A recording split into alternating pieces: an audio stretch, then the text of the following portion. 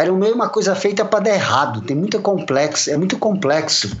São tudo quanto é tipo de coisa. Então você tem que estar preparado para não dar certo.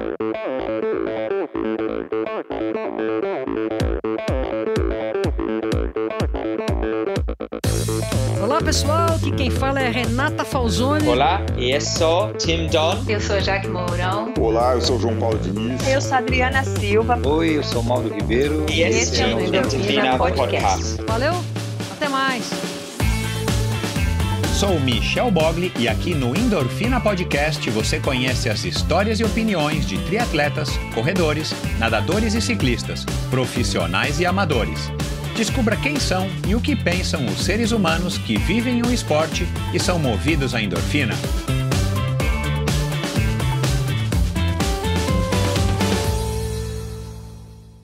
Olá, seja bem-vindo a outro episódio do Endorfina Podcast. No episódio dessa semana, um bate-papo interessantíssimo, uma aula de psiquiatria, de psicologia, uma aula de motivação com meu amigo de longa data, mais de 3 décadas, sou amigo do Roberto Azevedo Júnior, que é meu convidado de hoje, o grande responsável pela criação de um departamento de triatlon dentro do Esporte Clube Pinheiros, responsável também por ter trazido o Luiz Gandolfo, que é técnico do Esporte Clube Pinheiros desde então, e a gente bateu um papo interessantíssimo. Para vocês terem ideia, ele estava protelando essa conversa por muito tempo, estava aguardando ele ter mais histórias para contar. Humildemente, ele estava aguardando ter mais histórias para contar. E claro, no ano passado, talvez você já saiba, em outubro do ano passado, ele sagrou-se campeão mundial da categoria dele, lá em Kona, e apenas o único brasileiro a conquistar esse feito. O primeiro foi Ciro Violim, em 2011, se eu não me engano, que em breve vai estar aqui também contando a história dele. Mas depois que ele chegou de Kona, aí assim, a gente conseguiu acertar, gravamos esse episódio ainda no ano passado. Ele estava ainda planejando aí participar de outras provas e tudo mais, para vocês verem o pique dele. E aí a gente conversou numa conversa muito interessante, como eu falei aqui agora, foi uma aula, para mim foi uma aula, espero que para vocês também seja. A gente falou do início dele, né, como normalmente a gente conversa aqui no futebol, por incrível que pareça, o Roberto veio do futebol e era um bom jogador. A gente conversou também como é que ele resolveu participar de corredor, ele resolveu participar de triatlons, e como é que ele conseguiu levar essa modalidade, chamar a atenção dessa modalidade lá dentro do Esporte Clube Pinheiros. A gente falou sobre consciência, sobre obstáculos, a gente falou, claro, sobre Kona, como é que ele enxerga, como é que ele se enxerga tendo todos esses títulos, essas vitórias e essa motivação que fazem com que ele seja aí um dos triatletas mais ativos que eu conheço, um dos triatletas mais ávidos que eu conheço. Momentos de baixo astral, como é que se lida com os momentos ruins da vida, como é que ele encara essa realidade que todos nós, uma hora ou outra, a gente enfrenta, né? Como é que ele dá a volta por cima, e muitos outros assuntos interessantíssimos no bate-papo com esse figuraça, o mestre, como ele é conhecido, carinhosamente conhecido por todos aí com os quais ele convive. É um bate-papo interessantíssimo com o mestre Roberto Azevedo Júnior. Mas antes eu quero dar as boas-vindas ao novo patrocinador do Endorfina Podcast, a Supacaz. A Supacaz é uma marca que fabrica acessórios casuais para a sua bicicleta e para você. Desde o início, o objetivo da Supacaz era trazer mais cor e mais casualidade para o mundo do ciclismo. As fitas de guidão em cores vibrantes são sua marca registrada até hoje, mas eles fabricam também suportes de caramanholas, luvas, meias e as famosas manoplas grips para mountain bikes. E esses são os produtos mais populares da marca californiana, que foi criada por ninguém menos do que Anthony Synyard, o filho e único herdeiro do criador da Specialized. Faz mais de 6 meses que eu tenho usado as fitas de guidão, que são particularmente gostosas, confortáveis, com um grip super legal, as meias e as luvas, que mais me chamaram a atenção por causa do seu baixo peso e da maneira como elas vestem bem aderente, bem rente às mãos. Não é à toa que Peter Sagan e a lenda do mountain bike Christoph Sauser usam e assinam embaixo os produtos da Supacaz. Hoje eles fabricam também cadeados, canivete de chave Allens, extensores de válvula, adaptadores de CO2, a bomba de pé deles é espetacular. Aliás, eu vou abrir aqui um espaço para falar da bomba de pé deles. Eles têm um padrão de cor que foi criado por eles, que eu acho espetacular, e eu tenho já 2 luvas aí com esse padrão, e uma tampinha da caixa de direção, que chama Oil Slick, algo como se fosse uma mancha de óleo. Sabe quando você olha uma mancha de óleo contra o sol, assim, no chão, que você vê que ela tem múltiplas cores, ou uma uma bolha de sabão, dessas bolinhas de sabão? Cara, eles criaram um padrão de cor que é assim, que remete a isso, que copia esse padrão de cores multicoloridos, com roxo, meio rosa, meio azulado, meio avermelhado. Cara, e eles lançaram, além das luvas do que eu falei, das quais eu falei, fita de guidão, eles lançaram uma bomba de pé e outra série de produtos com esse padrão de cor. Para quem gosta de um produto super bacana, com design fabuloso, essa bomba de pé, cara, é algo espetacular. Eles também lançaram agora recentemente uma linha de selins para road, mountain bike e bikes urbanas. Tem um selim lá do modelo chamado Escort, que pesa 150 gramas, para vocês terem ideia.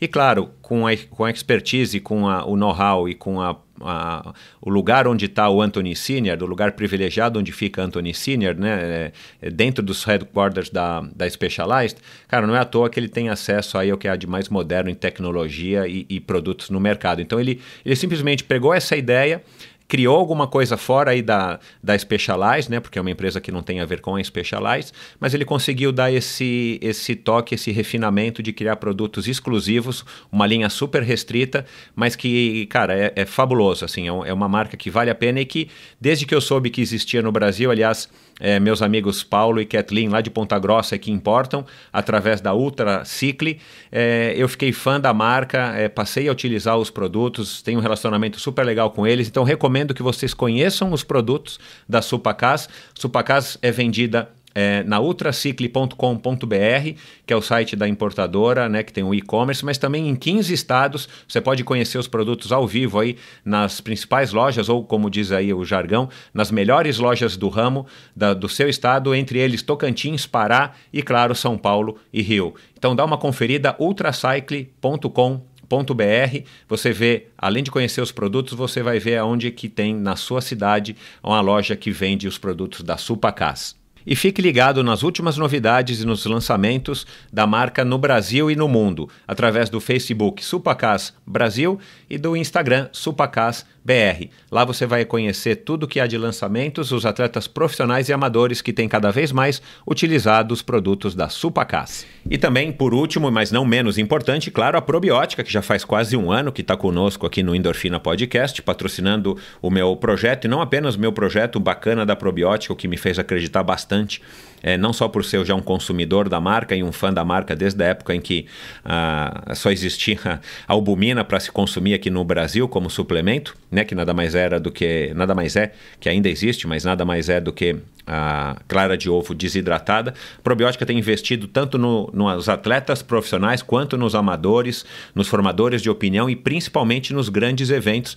como o 3-Day Series, como o Circuito Ironman e o Letap Brasil. Então a Probiótica é uma marca que tem focado aí nos últimos anos nos esportes de endurance, que para nós, quem curte, né, o esporte de endurance como eu, como você, isso é uma grata notícia. A gente tem uma empresa do porte, uma empresa do tamanho da Probiótica, da relevância da Probiótica, olhando para o nosso esporte e investindo numa linha de produtos como, por exemplo, o Carb Up Gum, que foi recentemente lançado pela Probiótica, que são aquelas gomas que te dão energia, uma alternativa para os carboidratos em gel, né, que na linha da Probiótica é o Carb Up Gel, o famoso Carb Up Gel.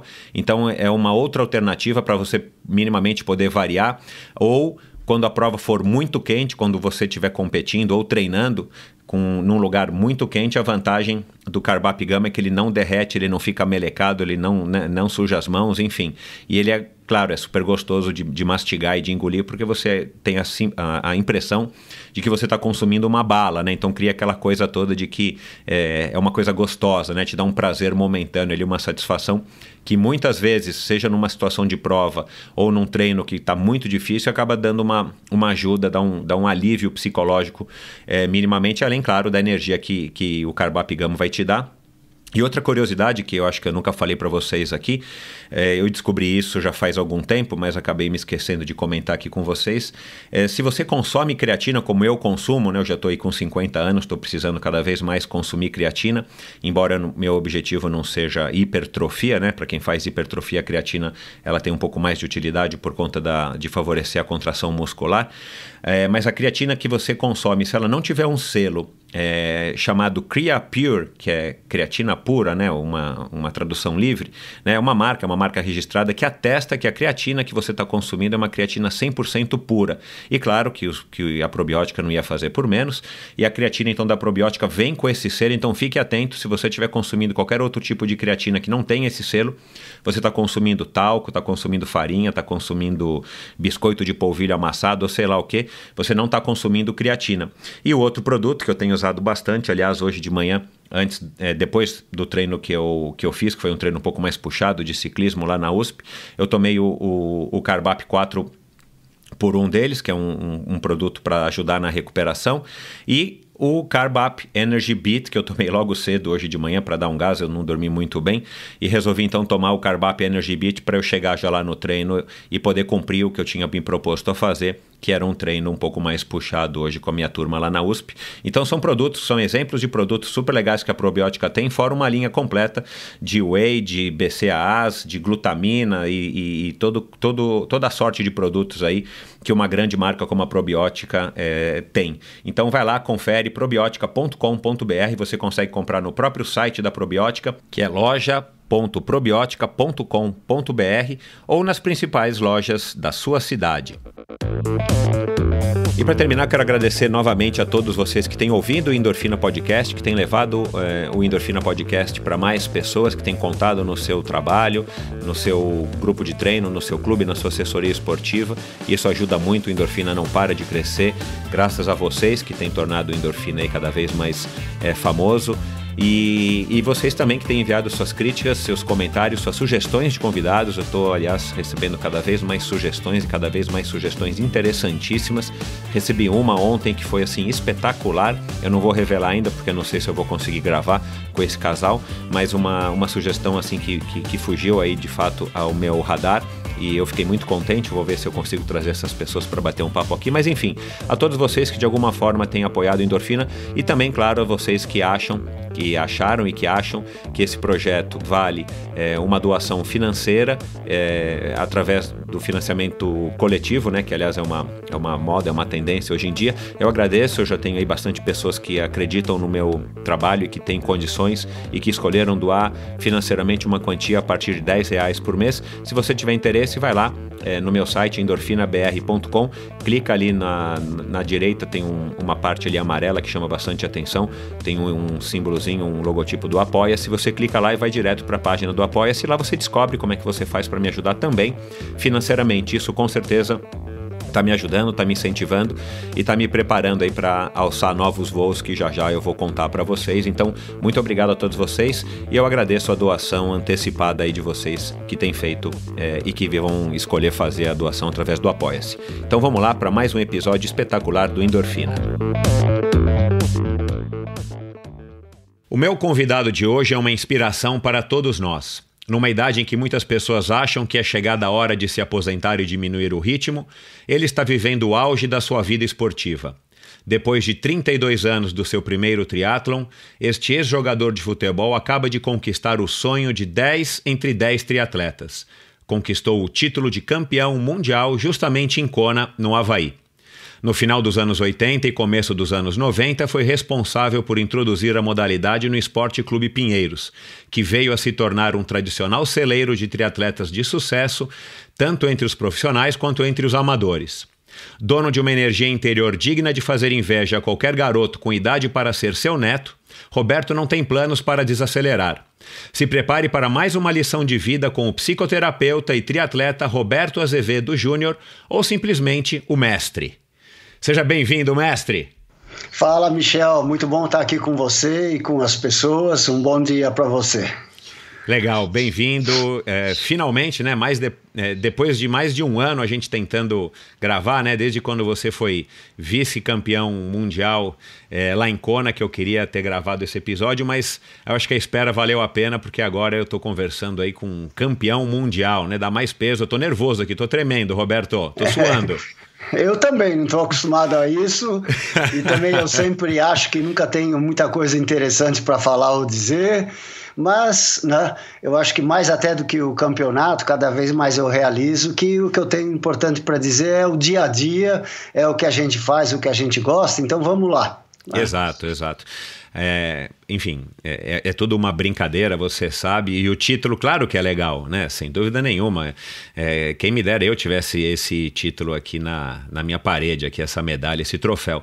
Mas, de fato, o que a gente quer passar aqui não é a história do título, mas sim, como eu já vi aí numa das entrevistas que eu assisti, acompanhando aí a tua carreira e pesquisando também aqui para bater esse papo com você, o mais importante não é a chegada, né, não é o título, e sim a viagem, a caminhada até você conquistar esse título, e eu acho que é isso que te faz ser tão longevo no esporte. É isso que eu quero aqui, na verdade, revelar isso para todos os ouvintes que por acaso não te conhecem ou não têm esse contato tão próximo com você, e eu acho que é isso que vai ficar aqui de lição para mim e para todo mundo que está ouvindo, porque eu tenho 50 anos, estou um pouco mais novo aqui do que você, mas a grande parte aí da audiência e das pessoas que estão ouvindo, tenho certeza que é numa faixa etária aí bem abaixo da nossa, e eu acho que a mensagem que você passa, a mensagem que você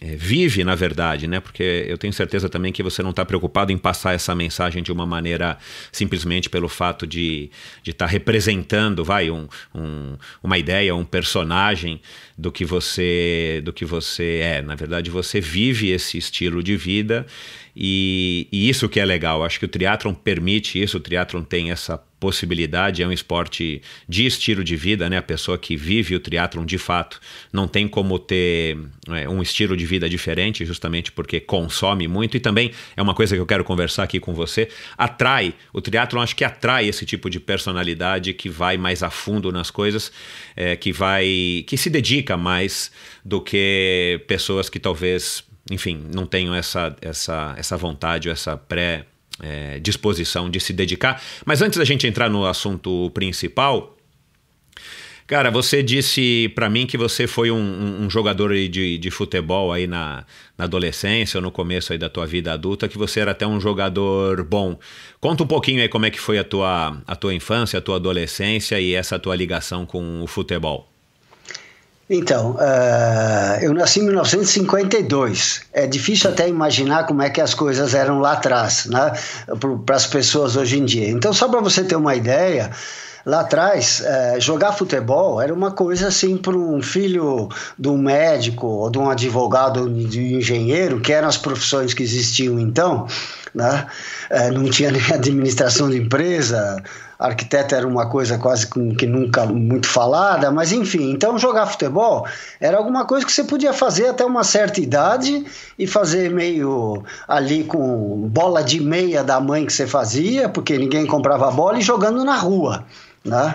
Porque você nem sócio de clube era.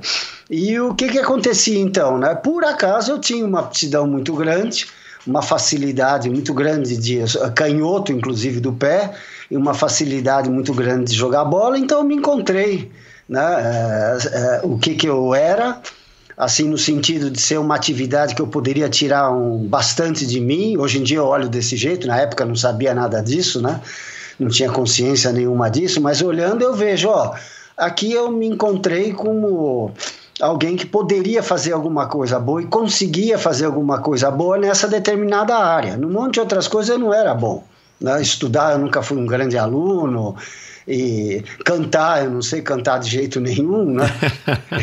Então, quando tinha aula de música na escola, criaram um pequeno grupinho para estudar a religião, porque era tão desafinado que não dava, né? Então foi uma área que, olhando de novo na época você não sabe nada, mas olhando para trás, que eu consegui encontrar um sentido na minha vida. E no que diz respeito a ser algo que me motivava, porque eu gostava de fazer, e tinham pessoas que também faziam, então foi uma coisa que ao longo de toda a minha adolescência sempre me acompanhou, que se eu pudesse jogar futebol, o resto todo estava ok. Né? Legal. Então, aí eu tive a sorte também com 14, 15 anos de idade, meu pai foi fazer uma especialização em Londres, e então levou toda a família junto. Também, de novo, não dá nem para imaginar o que era você ir para a Europa morando no Brasil. Você só se comunicava com carta, e um telefonema era uma fortuna só em situação de causa e morte, que você falava com as pessoas daqui, os costumes completamente diferentes. E desconhecidos, né? Porque hoje em dia a gente sabe como é que é, né? Isso, lá era completamente desconhecido. A professora me chamava a atenção que eu comia com o garfo na mão direita, porque lá eles comem com o garfo na mão esquerda, né? Caramba. E olhavam para mim espantados, né? E daí eu aprendia e ia indo. Então, uma coisa muito boa que teve com esse choque cultural, que não dá para imaginar como é diferente, né? Eu me vi, de repente, ali numa escola, que eu fui para uma escola pública de segunda categoria, para onde iam também todos os membros da Commonwealth inglesa, ou seja, antigas colônias inglesas. Como um país muito civilizado, acabou amparando, né? A todo indiano, jamaicano, iraniano, então todas as pessoas que já foram colônias iam para essas escolas, porque lá você era obrigado a frequentar a escola até 16, 17 anos. Então tinha essas escolas, vamos dizer assim, para os menos habilitados, mas que tinham que ir para a escola, então era uma escola secundária. Mas a maravilha era o seguinte: tinha toda aquela civilização que a Inglaterra tem, de que, por exemplo, esporte era extremamente valorizado lá. E não era só futebol, né? Tinha cross country, tinha tênis, e futebol tinha o que não existia na época nenhuma escola, campos de futebol na escola. Os parques eram cheios de campos de futebol. Então o que aconteceu? Eu me vi realizado lá, né? Porque afinal eu jogava bem. Então, eu logo tive um destaque e comecei a ser muito valorizado, né, pelos professores. Você recebia uma badge, um distintivo aqui, se você representava o time das escolas da região, soccer. Então, aquilo te distinguia na sua japona embaixo da sua gravata, né? Então, eu sempre fui assim na vida, encontrando uma forma de dar sentido, de me sentir valorizado, de sentir que eu sabia fazer alguma coisa boa. Eu fui encontrando no futebol. Para isso eu estudava, era um bom aluno, um bom filho, não trazia problema, né? Mas o futebol e o esporte através do futebol foi essa primeira área, esse primeiro campo de significado das coisas, né? Depois de uns 3, 4 anos, eu ia mudar para Portugal. Meu pai tinha que trabalhar lá em Portugal, então a gente se mudou para Portugal e eu continuei lá também. Joguei na segunda divisão juvenil, a gente ganhou o campeonato, foi para a primeira divisão. Então, sempre o futebol acabou sendo uma referência importante e um contato com o esporte, né? Claro que nessa época eu imagino que não existia essa realidade, né, que hoje em dia permeia aí todas as classes sociais de jovens garotos que almejam se tornar jogadores de futebol por conta de toda a exposição e dos ídolos que foram se criando, principalmente hoje numa era aí de internet, de redes sociais. Nunca passou pela sua cabeça você ser jogador de futebol profissional? Na minha cabeça nunca passava. Primeiro, porque culturalmente, até no bom sentido, né? O meu pai até brincava e falava: você está usando o seu elemento nobre, que é a cabeça, para bater na bola? Né? Ou às vezes eu chegava escondido dos treinos, né? E aí ele percebia que eu tinha treinado, e ele põe o livro do Gandhi na minha cama, Meu Encontro com a Verdade, né? Uhum. E tudo na maior das boas intenções, né? Dentro da concepção dele para onde você dirige seu filho, porque realmente esporte era uma coisa para você fazer um pouquinho e depois largar para ir para a vida séria, né? Exato. Então, para minha cabeça nunca passou. Agora, eu tive naquela escola um professor chamado Mr. Hill, que eu lembro o nome dele até hoje, que é quem cuidava ali dos caras brutos ali naquela escola obrigada de ir, que todo bruto jogava futebol. Né? Então ele era o técnico do futebol e ele me acompanhou, me trouxe lições de vida maravilhosas, né? Um dia eu estava no meio do campo, quando eu de repente levei um murro nas costas e era ele falando "Move yourself". Aí eu entendi, eu tenho que ir atrás da bola, não é a bola que tem que chegar em mim. Uma lição de vida. Uhum. Né? E aí o que aconteceu? Quando terminou lá o ano, que eu até estava indo para Portugal, ele veio para mim e falou: olha, eu te arranjei um lugar para você ir fazer uma experiência de treino na West Ham United. que era um time que tinha sediado em Londres, que tinha 3 dos grandes jogadores da campeã mundial naquela época, em 1966, que tinha sido a Inglaterra, né? Bobby Moore, que era o capitão, o Jeff Hurst e o Peter, não me lembro o nome dele agora. Então, ele me falou aquilo, eu fiquei olhando para ele e falei, tá bom, mas aquilo está tão longe da minha cabeça, claro, que não existia isso. Aliás, eu ia mudar para Portugal, que a história morreu ali. Claro, Mas então não fazia parte, né? Porque naquela época não existia isso, alguém da classe média, filho de advogado, médico, né? Então, fazer uma carreira no esporte. Né? Então, o teu pai era médico de qual especialidade? Ele era médico e ele se especializou no que estava surgindo na época, que é um tipo de psicoterapia que seria a psicanálise, né? Então ele até foi morar em Londres, porque o centro da psicanálise mundial naquela época era em Londres. Então, e depois ele mudou para Portugal para poder trabalhar em Portugal, que tinha começado o convênio luso brasileiro, o médico podia ser médico em Portugal. Legal. E ele voltava e continuou a formação dele, e aí a gente se mudou para Portugal, né? E eu continuei a jogar bola lá. Entendi. E nessa altura, o teu pai era um pai considerado rígido para a época? Era um pai assim mais amigo, presente? Como é que foi a relação com o teu pai? Era uma pessoa presente, né? Ele era mais na linha liberal, mas ele gostava muito de colocar para os filhos o que ele achava e o que ele pensava, né? Claro, então, mas eu acatava aquilo e, como eu falei, nunca prestei muita atenção ali, nem... Eu era um bom filho dentro do que se dizia que tem um bom filho, não fumava, não bebia, não me drogava, e aí eu fazia o que eu queria, que predominantemente nessa época era passar mais ou menos na escola e jogar futebol, né? Então, e a escolha por medicina, psicoterapia, que você acabou vindo a se formar quando você voltou para o Brasil, isso já teve então total influência do teu pai ou foi mesmo uma opção, alguma coisa assim? Olha, dentro da situação da gente identificar bem o que a gente é e você conseguir seguir e tentar fazer alguma coisa muito bem, precisa de saída, você se sentir bem no que você está fazendo, né? Então é o seguinte, eu sempre tive muita dificuldade com números, com matemática. Eu até achava que eu era meio burro, mas não é o caso, né? Mas, enfim, e o que aconteceu? Então eu sempre fugi dos números. Então eu fui fazer medicina, não por um interesse... ou por uma pressão do teu pai? Não, nem pressão. Eu fui, na verdade, fugir dos números e depois eu falei, acho que lá dentro eu encontro alguma coisa que me faça sentido. E realmente, se fosse me falar, vai ser cirurgião, eu seria um péssimo cirurgião. Vai ser algumas modalidades de medicina, eu não daria de jeito nenhum. Né? Não faz, porque não só não tinha habilidade, como não fazia muito sentido. E aí você não tem aquela motivação até para enfrentar toda a dificuldade que você puder ter pela frente. Você não tem aquela vontade, né? Por exemplo, para nadar, eu não sei nadar, eu brigo com a água, mas eu quero tanto que me deixar, eu fico lá o dia inteiro e não me tirem isso. Então, o que aconteceu? Eu fui e depois, lá pelo 5º, 6º ano de medicina, eu tive a felicidade de começar a frequentar um hospital psiquiátrico. E aí eu realmente gostei muito, me fez muito sentido, aí eu segui dentro da psiquiatria, né?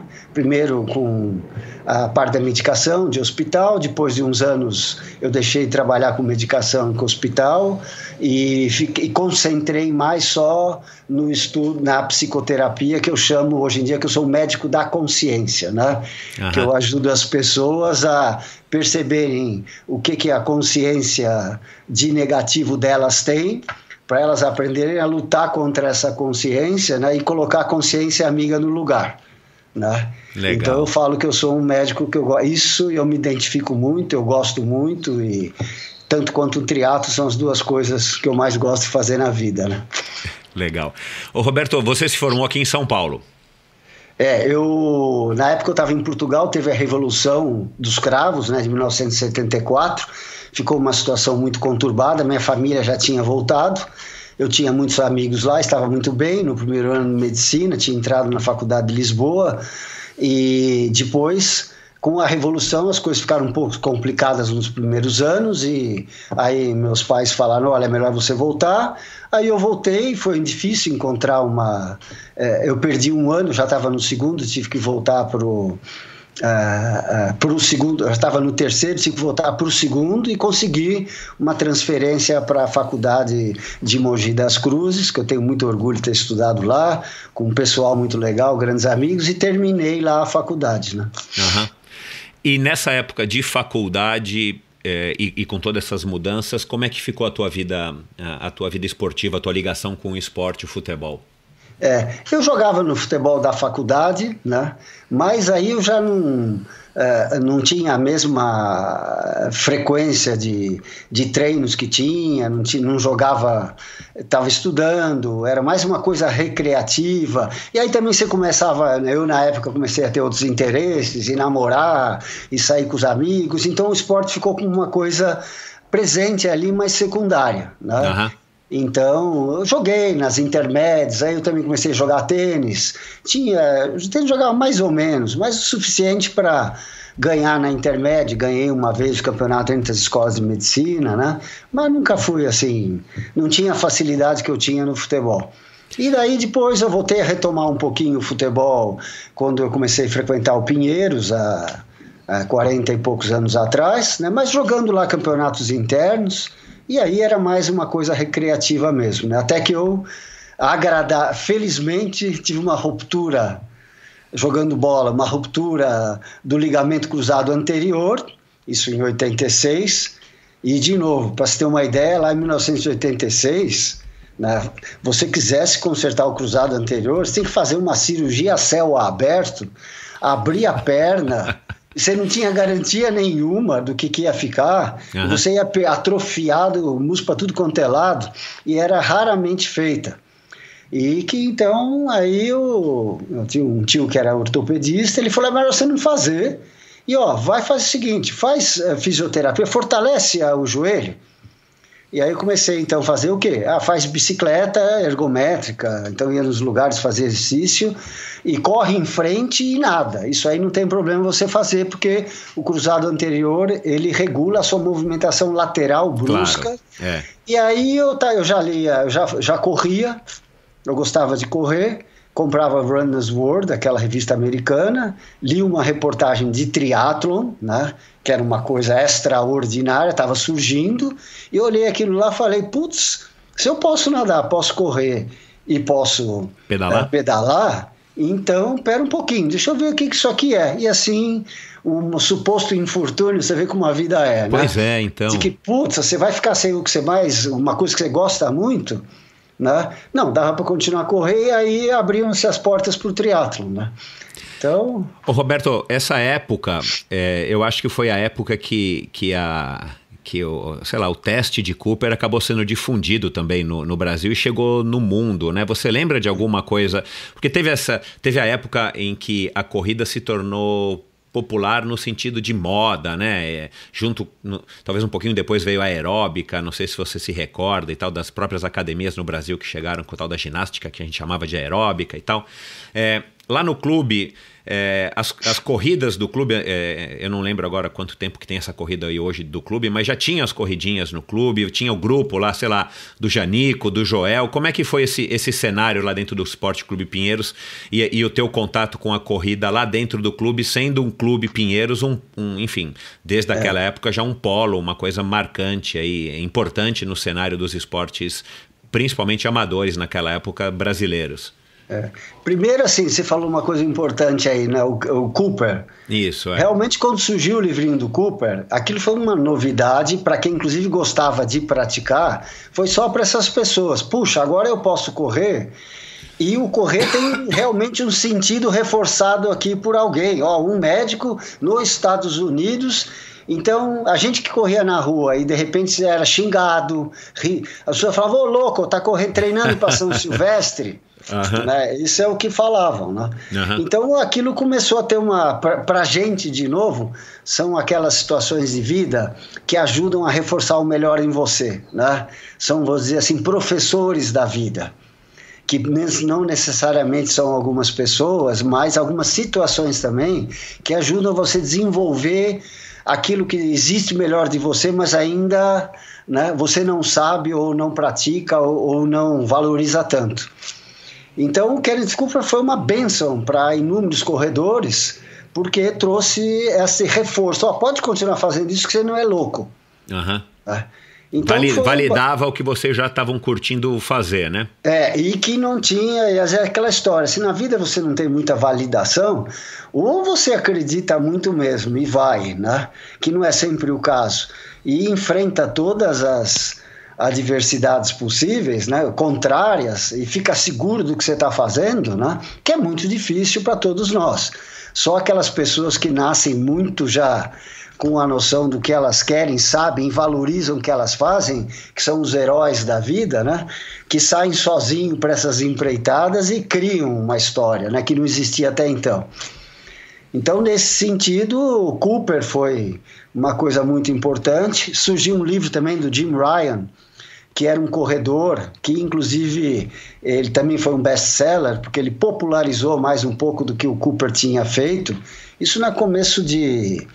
Estou falando isso no começo de 70, mais ou menos, não lembro bem a data. Uhum. Mas, então também surgiu o boom nos Estados Unidos e também chegou aqui, né? Uhum. E o engraçado desse autor... Jim Ryan, né? Foi que ele depois morreu, e morreu depois de uma corrida. Aí começa toda aquela história que a gente sabe que sempre existe nas histórias, né? As lendas, a corrida faz mal, está vendo como é que é, e não sei o que, etc. Tal. Mas enfim, o mal não vence, né? O bem a longo prazo demora um pouco, vence. Legal. E voltando ao Pinheiros, ou começando a falar do Pinheiros, né? Na época que eu jogava bola, eu tinha parado de jogar porque não podia jogar mais. Aí eu entrei em contato com outras modalidades, que é aquele lugar maravilhoso que é o nosso clube, que é o Esporte Clube Pinheiros, é o Esporte Clube Pinheiros, né? Proporcionava na época, que era mais do que só um futebol. Você tem todos os esportes jogados ao mais alto nível dentro do nosso clube. E tinha lá o pessoal que já praticava essa coisa louca de corrida. Né? Como, por exemplo, o nosso amigo Joe, americano Joe, que era um atleta que corria naquela época uma maratona para 2:40 e pouco, né, Michel? Isso aí. Corredor de 400 de barreira. Então a gente via aquele americanão gigante com aquele porte físico correr, era tudo exemplo para a gente. Outros corredores, né? E o clube patrocinava, e o clube bancava toda iniciativa saudável dentro do esporte. Então começaram-se a fazer as corridas lá. E a gente, então, ia lá e praticava a corrida, né? Legal. Me diz uma coisa, e aí foi lá no clube que você, lendo a revista Runners, que provavelmente, quem sabe até o Joe tinha te colocado em contato com ela, né? Era na base da importação, né? Não tinha como ler online naquela época. Você teve contato, então, aí foi com o seu Pierpaolo, para saber do triatlon depois que você já tinha lido na revista? Então, aí eu não lembro bem quais foram os primeiros, mas havia já umas 2 ou 3, o Janico, o Pierpaolo Fontana, né, que tem mais de 15 anos do que hoje, ele deve ter 80 e pouco. Então, na época, ele já era um ancião de 50 anos, né, Michel? Que praticava o esporte, uma coisa meio estranha assim, né?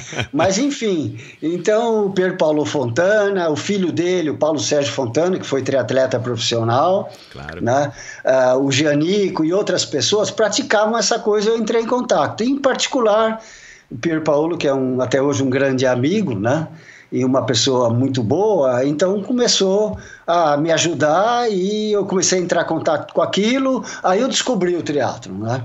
Aí eu me redescobri e descobri o triatlon. Falei, nossa, eu gosto disso pra caramba, eu tô afastado de uma forma intensa do esporte, eu vou voltar a fazer esse esporte, porque olha como é que eu tô animado, interessado, motivado, e aí eu até era exagerado na época, né? Exagerado... No sentido, eu falei, então, peraí, chamei as pessoas e vamos fazer alguma coisa. Daí, na época, em 86, o triatlo estava mais ou menos no primeiro auge. Né, que é de 85, CIA, 86. o Golden Cup. Isso, CIA, o Company, o circuito Company, as equipes, né? Equipe Sharp, equipe Company, equipe OP, do qual você fez parte, né? Então estava no auge e havia aquelas competições todas que eram televisionadas, né? Havia a série do CIA e tinha profissionais que ganhavam. Então teve mais ou menos um auge, que foi quando eu entrei. E só que depois de um ano e meio acabaram os patrocínios, o Dia Madruga, que era junto com o Cid Lopes Cardoso, que fazia um circuito CIA, acabou a parceria deles, acabou o circuito e começaram a rarear as provas de triatlon. Aí o que a gente fez? Vamos começar a inventar algumas provas para a gente poder fazer prova. Criar as próprias competições. E como era difícil criar a prova, então eu fui pro lado, juntei com os amigos lá, vamos fazer uns biatlons aqui no clube. Por que biatlon? A gente nem sabia se existia biatlon, no Brasil nunca tinha tido. Mas porque no clube não dava para pedalar. Claro. Então vamos nadar e correr. Tá certo? As piscinas maravilhosas que o clube tem, as dependências do clube, com uma pista de atletismo fora de série, permitiam isso. E nós, como sempre foi tradição do clube, tivemos uma acolhida maravilhosa do presidente na época, né? Que era o César Roberto, não, desculpa, ele era o diretor de esporte, César Roberto Leão Granieri, e o Antônio Rude, acho que era o presidente. Fez uma recepção maravilhosa, só que ele falou, você quer trazer aqui o triatlo? Não dá para fazer um departamento novo aqui em Constituição aqui do clube, como é que se chama? Os regulamentos. O regulamento interno, mas você pode fazer o seguinte, eu estou precisando de um diretor de atletismo que o cara pediu demissão. Então você pega a direção, eu não entendia nada de atletismo, e você, né, põe o triatlo junto com o atletismo e leva a coisa. Então foi assim. E que aí, então, eu e mais outros criamos o departamento de triatlon lá, com todo o apoio do clube e com os apoios possíveis na época, e criou-se, então, o departamento de triatlo do clube, e a gente pôde tentar, então, fazer os biatlons para ter prova para fazer. Você fez parte de alguns. Claro. Tá? Então, a gente fizemos o circuito de biatlon, e chamamos uma época o Dolabella. Era muito interessante porque tem um técnico da natação do clube top. Já era top naquela época. O técnico dele era o Clar, não sei, ele se lembra do Clar, que era um carioca que tinha ido para o Pinheiros, e ele era o técnico de natação, um cara que conhecia pra caramba, né? Já passou pelo Endorfina, Roberto, você precisa ouvir. Então tá bom. Já conversei com ele aqui. Um profissionalzão, um cara que sabia pra caramba e que foi o primeiro a treinar os triatletas do Rio, né? Exato. São os pioneiros disso. E ele estava lá treinando a equipe do Pinheiros. Agora, o que ele fez? Ele viu que ia ter um biatlon, com todo o conhecimento dele, ele pegou todos os atletas e falou, vocês todos vão fazer parte do biatlon aí. E pega atleta como Luiz Osório, Cassiano Leal, os irmãos Bukmiejutz, os caras com preparo superior, né? E outra, correr para eles era a coisa mais fácil, mesmo que eles nem estivessem treinando corrida, pôs todo mundo lá e eles ganhavam de todo mundo. Exato. O Bukmiejutz chegou a ganhar um biatlo externo feito na raia da USP. Que legal, não me recordo. Há muito tempo atrás. Então ficou uma festa muito grande, um estímulo muito grande. E aí as pessoas todas começaram a se interessar e aí cada vez mais foram havendo adeptos aí, né? Pro triatlon. Passou uma fase muito difícil, tinha tanta pouca prova que um dia chegou, a gente estava lá no Projeto Aqua, que é, como você falou, uma das primeiras academias já diferentes, né? E estava lá o Marcos Paulo e uma série de outros, nós ali conversando. E já tinha um núcleo de triatlon no Projeto Aqua, porque alguns da antiga falaram para o Marcos Paulo, você agora vai treinar a gente. O Marcos Paulo é treinador de natação. E ele foi, brinco ele, o técnico dos técnicos, né? Porque ele começou a treinar Marcelo Butenas, começou a treinar Luiz Gandolfo e uma série de outros atletas que eram professores lá, estavam começando no triatlon, mas ninguém tinha técnico para treinar, então ele começou isso aí. E um dia a gente estava numa reunião lá, chegou um rapaz com uma camiseta regata assim, falando, meu nome é Núbio, eu queria fazer um triatlo em Santos.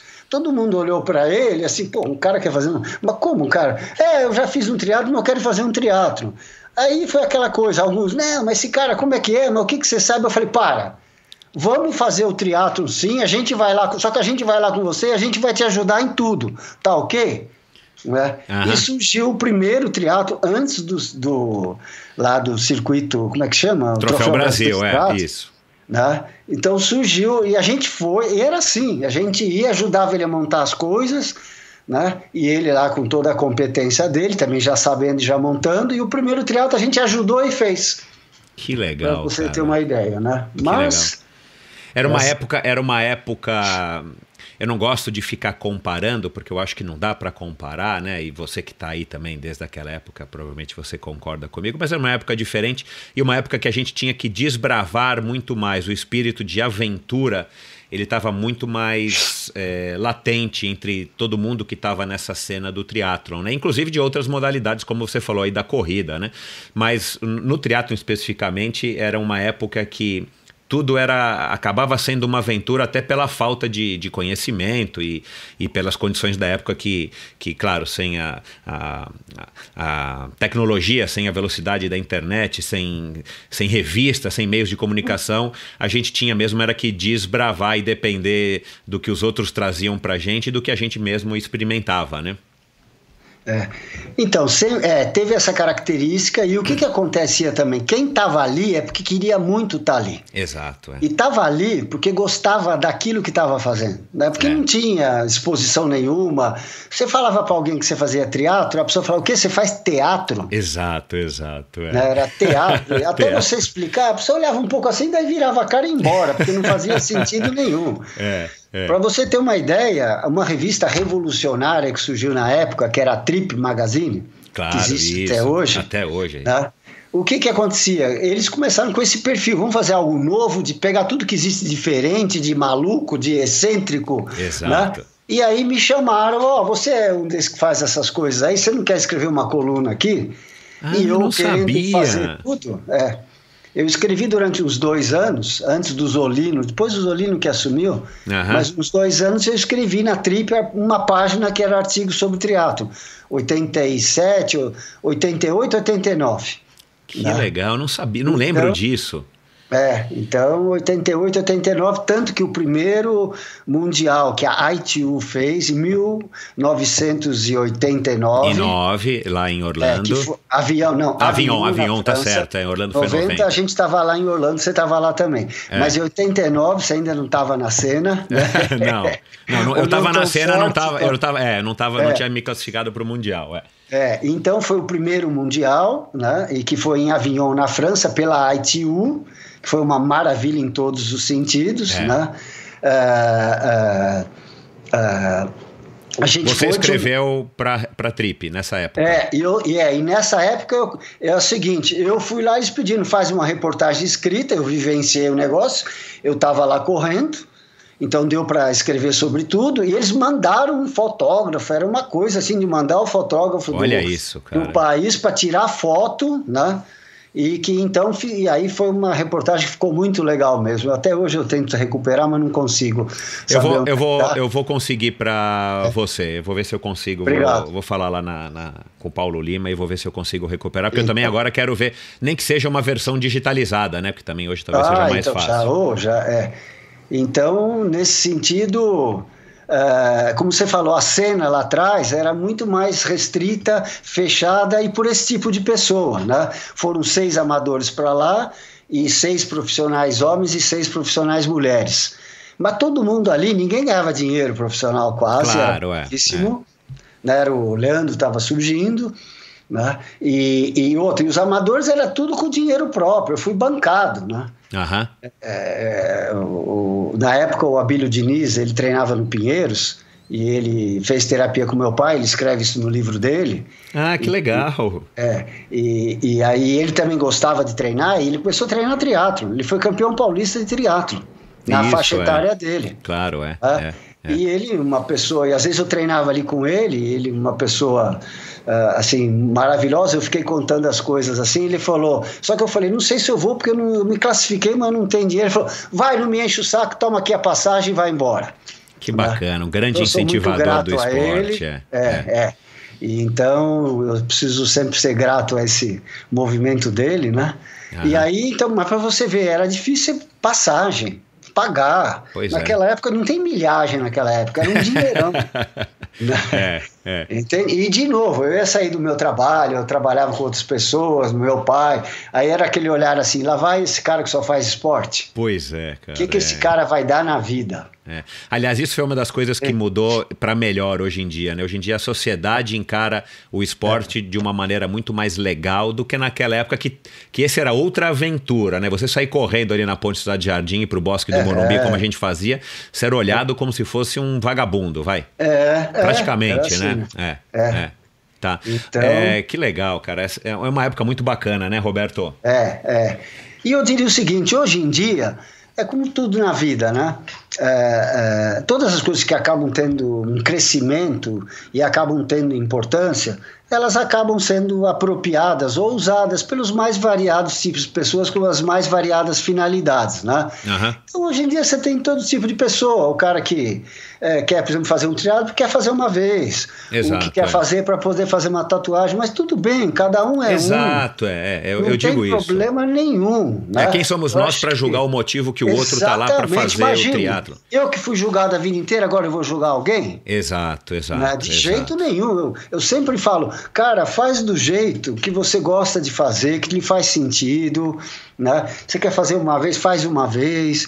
Você não está podendo fazer agora, treinar porque está com filho pequeno, porque tem mulher. Cara, não esquenta. Eu comecei a fazer Ironman com 52 anos, Ironman. Então, calma, faz aí desse jeito, não precisa ter resultado, né? Então, assim... tem lugar para todo mundo e a gente tem que respeitar todo tipo de uso que alguém quiser fazer do triatlo. Exato. E mesmo assim, hoje em dia, e tem também lugar para aquelas pessoas como a gente que gostam de fazer muito pelo prazer de gostar e de ir a fundo e querer se envolver e querer estudar e querer aprender, né? Que vira uma razão de vida muito mais até do que o resultado que eu obtive ali ou aqui. Exato.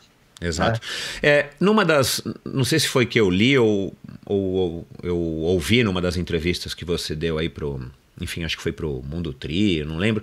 Mas você chegou a falar que naquela época, de 80 e 90, você acha que não aproveitou tanto o triatlon. Não sei se você se recorda disso. Por que você acha que você disse que você não aproveitou tanto? E eu imagino que você, né, se foi um vídeo ou se foi uma entrevista mais recente, mais atual, não é uma entrevista antiga, você já tinha, claro, passado aí algumas décadas depois da década de 80 e de 90, então você olhou para trás e você talvez julgou que você não tenha aproveitado, isso é que eu estou supondo. Por que você acha que aconteceu isso? Ou foi só o passar dos anos e a sabedoria que você foi adquirindo? E claro, quando a gente está mais velho, a gente olha para trás e consegue analisar melhor os momentos que a gente viveu.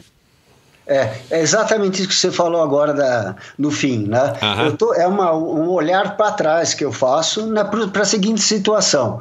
Eu então fazia triatlon, estava bastante envolvido, tive bons resultados na categoria, fui campeão sul-americano da categoria 35-39 em 1991, que teve um olímpico, foi o primeiro campeonato sul-americano no Rio de Janeiro. Isso, nossa, foi legal aquela prova, hein, Roberto?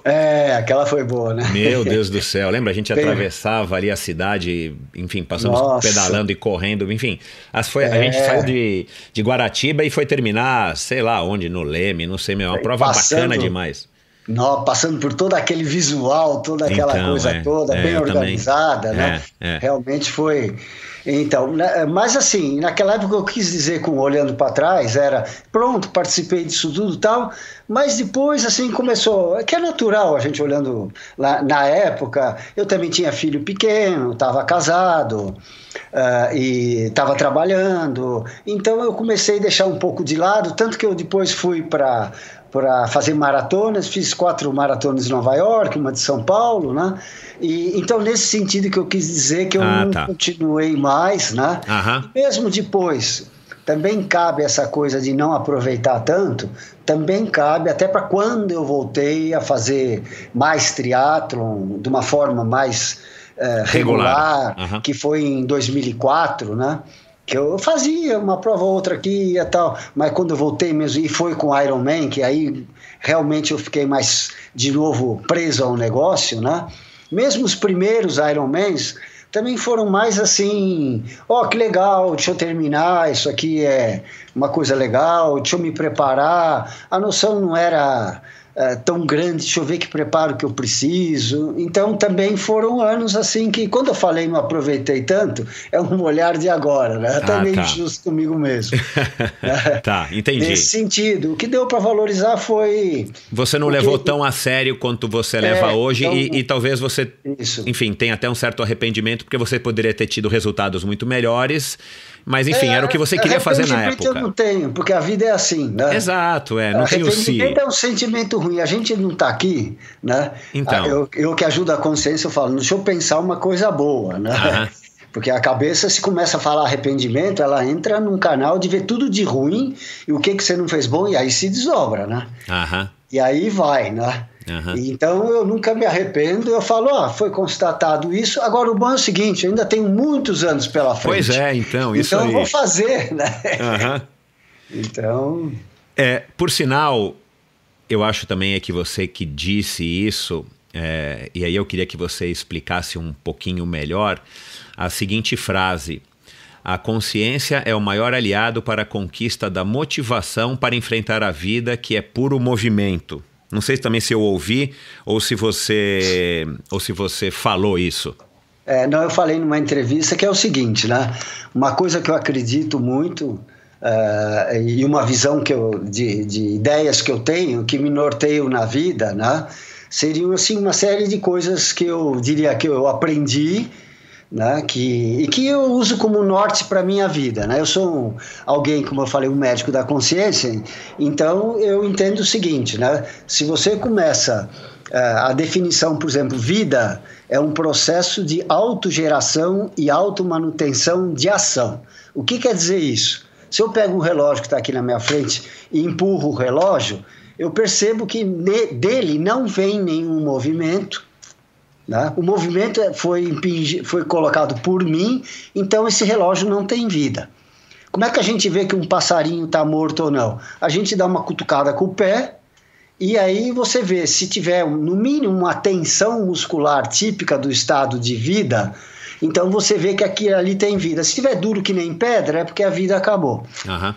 Então, essa né? Isso é fácil você perceber. E outra, e também você olha qualquer planta e qualquer animal, e você vê o seguinte, né, que esses seres vivos, eles, né, têm a sua ação, o seu movimento voltado única e exclusivamente para a manutenção da sua própria vida. Ou seja, a planta, ela não vira para fazer sombra para o capim, ela vira para o sol. Por quê? Porque o sol alimenta ela e faz com que ela cresça. Ela já tem a vitalidade que fez ela brotar e crescer. Número 1, a vitalidade, né? O impulso para ser. Depois, o movimento dela é movimento, vida é movimento. Ela brota, cresce, desenvolve, volta para o solo e estende a raiz para o solo, não para cima da rocha. Exato. Por quê? Porque o movimento é de automanutenção. Tá procurando a vida. Você pega o animal... Então, e a consciência dela é uma consciência só de sensação. Aí um ser vivo mais evoluído é o animal, a zebra. Então, o que acontece? A gente já vê que o animal é movido a sensação, né? Ele também sente, só que ele já tem a função da percepção. Ou seja, ele guarda o dono que cuida dele, ele tem a memória do dono que cuida dele. Ele já sabe, né, ir em direção a um caminho que leva ele, a zebra, para ela pastar, né? Então, o que acontece? Mas continua um ser vivo de novo com as mesmas características, vitalidade, sensação, e ele acrescentou a percepção, né? Então, e isso é inato, né? É automático e é infalível. Eu estou falando dessas compreensões, são tudo compreensão minha, né? Então, vamos lá. Não quer fazer se faz sentido. Cada um trabalhe isso, joga fora se não fizer sentido, né? Só estou falando como é que eu trabalho a minha cabeça, né? Não estou aqui para provar nada para ninguém, nem fico pegando aqui referências bibliográficas, eu não trabalho assim, né? Tá. Vocês me escutem, joguem fora o que vale a pena ou não. Aí o que acontece, né? Vem um ser humano, que é um outro ser vivo, com um tipo de consciência diferente. Qual que é? Né? Ele sente, ele percebe, só que ele pensa. Né? O homem é um animal racional. Dizendo a definição de homem, racional o que quer dizer? Que raciocina. Raciocínio o que é? Um encadeamento lógico de ideias. O que é uma ideia? É a representação intelectual de um objeto na sua ausência. O que isso quer dizer? Eu consigo, através da ideia, saber o que é a morte. Eu consigo saber o que é o tempo. O animal não sabe o que é a morte. Não tem noção, Não tem. Ele evita uma situação de agressão, né? Mas por instinto de vida, não por concepção da morte. Entendi. Então, o que acontece? A hora que o homem adquire esta função a mais na sua consciência de ter ideias, ele sai do paraíso. O homem não comeu o fruto do conhecimento, então, né, ele é expulso do paraíso. Eu compreendo assim, entende? Eu estudo isso aí para aprender, então eu falo, então eu acho assim, que a hora que você desenvolve a capacidade de fazer ideias, você pode fazer ideias erradas. Esse é o problema. E como você pode fazer ideias erradas, né, aquela função básica que a planta tem e que o animal tem, que é infalível, ele não erra. A zebra não tenta comer carne, o porco não tenta voar, o homem faz essas coisas, ou seja, faz algo que não é o que ele é. Né? Então aí, nesse momento, por quê? Porque ele tem ideias e pode ter ideias erradas. Então, nesse momento, né, a capacidade de ter ideias tira o homem do paraíso, de que é tudo inato, automático, ele não precisa aprender, né? Ele precisa aprender. Aprender, inclusive, como às vezes ele está errado. Né? Então, nessa hora, né, o homem passa a ter que desconfiar da sua consciência, aprender a examinar sua consciência, né, e religar as ideias que ele tem no que ele está fazendo, porque se o homem faz uma série de coisas que, na verdade, não fazem bem para ele, o movimento dele, chega uma hora ele não tem motivação. Né? Se eu faço toda uma coisa errada, eu não tenho motivação. Chega uma hora, instintivamente, o corpo para. Entendi. Fica deprimido aí. Porque você não tem por que fazer. Porque o que você faz não te faz bem. Aliás, te faz mal. Então, para buscar motivação, para poder dormir, eu tenho que saber o seguinte, eu tenho ideias aqui que não me motivam, não me deixam dormir, não dão sentido à minha vida. Eu acho que elas são certas, mas deixa eu desconfiar delas. Eu preciso me ligar noutras ideias. Qual outras ideias? Alguém que diz uma nova? Não, aquelas que são compatíveis comigo. Como é que eu descubro isso? Aí é difícil. Claro, E aí, não tem fórmula, né? Não tem. E aí varia de pessoa para pessoa. Isso. E aí, inclusive, a gente tem a palavra religião, vem do latim religare. Foram as primeiras formas de você buscar conhecimento. E conhecimento com que intuito? Não técnico, mas conhecimento com o intuito, se liga no que você, homem, se desligou, que é o caminho que você tem que seguir. Não sei se... Não, deu para entender. Né? Então, voltando à motivação, né? Qualquer que seja a sua disposição, tirando pessoas que nasceram com uma vitalidade muito baixa, então qualquer coisa serve e está esperando morrer, tudo bem, são seres cada um com o seu jeito, né? Ou pessoas que nada vale na vida, e de que então um delinquente que nada vale, nem a vida dele vale, então ele pode fazer qualquer coisa e qualquer coisa vale, quanto muito ele sai na frente do caminhão, se o caminhão for atropelar ele, come pouco e bebe pouco. E pronto, e o resto é qualquer coisa. Tirando essas pessoas, a gente que valoriza a vida, o que é valorizar? É ir em busca de, é a tal coisa que o animal vai em busca de. Pessoas que, esse é o amai, amam, vamos amar. O Beatle falou, all you need is love, quer dizer, tem essa função de valorização. Para valorizar, você precisa escolher certo, senão você não fica motivado. Entendi. E é isso que no Roberto Azevedo o esporte cumpre grande parte aí dessa motivação. Eu falo, por favor, não me dê um ticket para assistir a melhor orquestra filarmônica no Royal Albert Hall de Londres, porque eu não tenho o campo de habilidade, de capacidade de entender a música, de eu apreciar. não tenho. Não tenho. Eu imagino, por paralelismo ao esporte, eu sei o mundo que aquilo é, a maravilha que deve ser para um músico descobrir tudo que tem para descobrir na música, como a gente, né? Tudo que a gente tem para descobrir no dia a dia da gente na vida e no esporte também. Mas é um canal que não serve para mim. Eu vou dormir lá. Entendeu? Eu vou olhar, não vou conseguir captar. Então, agora, pega a minha área, que é o trabalho que eu faço. A minha sentido de construtividade, então é a vontade de passar as coisas, de fazer um bem, o que eu puder ajudar alguém, mas porque faz bem para mim também, sabe? Claro, então, é o que te realiza, né? Eu quero fazer o bem, é porque é legal fazer o bem. Eu quero fazer o bem, para mim faz bem, mas sem esquecer de fazer o bem para mim também. Claro. Então escolho as áreas que eu vou fazer o bem. Eu não faço caridade assim, chega boleto de alguma coisa que eu nem conheço, eu não dou. Ou entra alguém no restaurante e fala, doutor, me dá um trocado, posso engraxar o sapato? Eu falo, dá licença, eu estou almoçando, não quero engraxar o sapato. Então, assim, eu não fico, tem que ajudar o coitado. Não, eu vou ajudar da minha forma. Pega um moleque lá do clube, que não tem recurso, eu tenho um rolo a mais para dar para ele. Eu vejo que o cara está na pegada, eu tenho o prazer de dar um rolo para ele que eu não estou usando. Não sei se... Não, sim, deu para entender. Então, nesse sentido, então voltando, né, a motivação. Então eu preciso ficar motivado, eu preciso encontrar alguma coisa que me faça sentido. Por exemplo, fazer Xterra, para mim não faz muito sentido. Talvez um dia eu possa fazer, mas não vai fazer sentido porque mountain bike é diferente, entendeu? Até uma coisa muito parecida. Poderia fazer, né?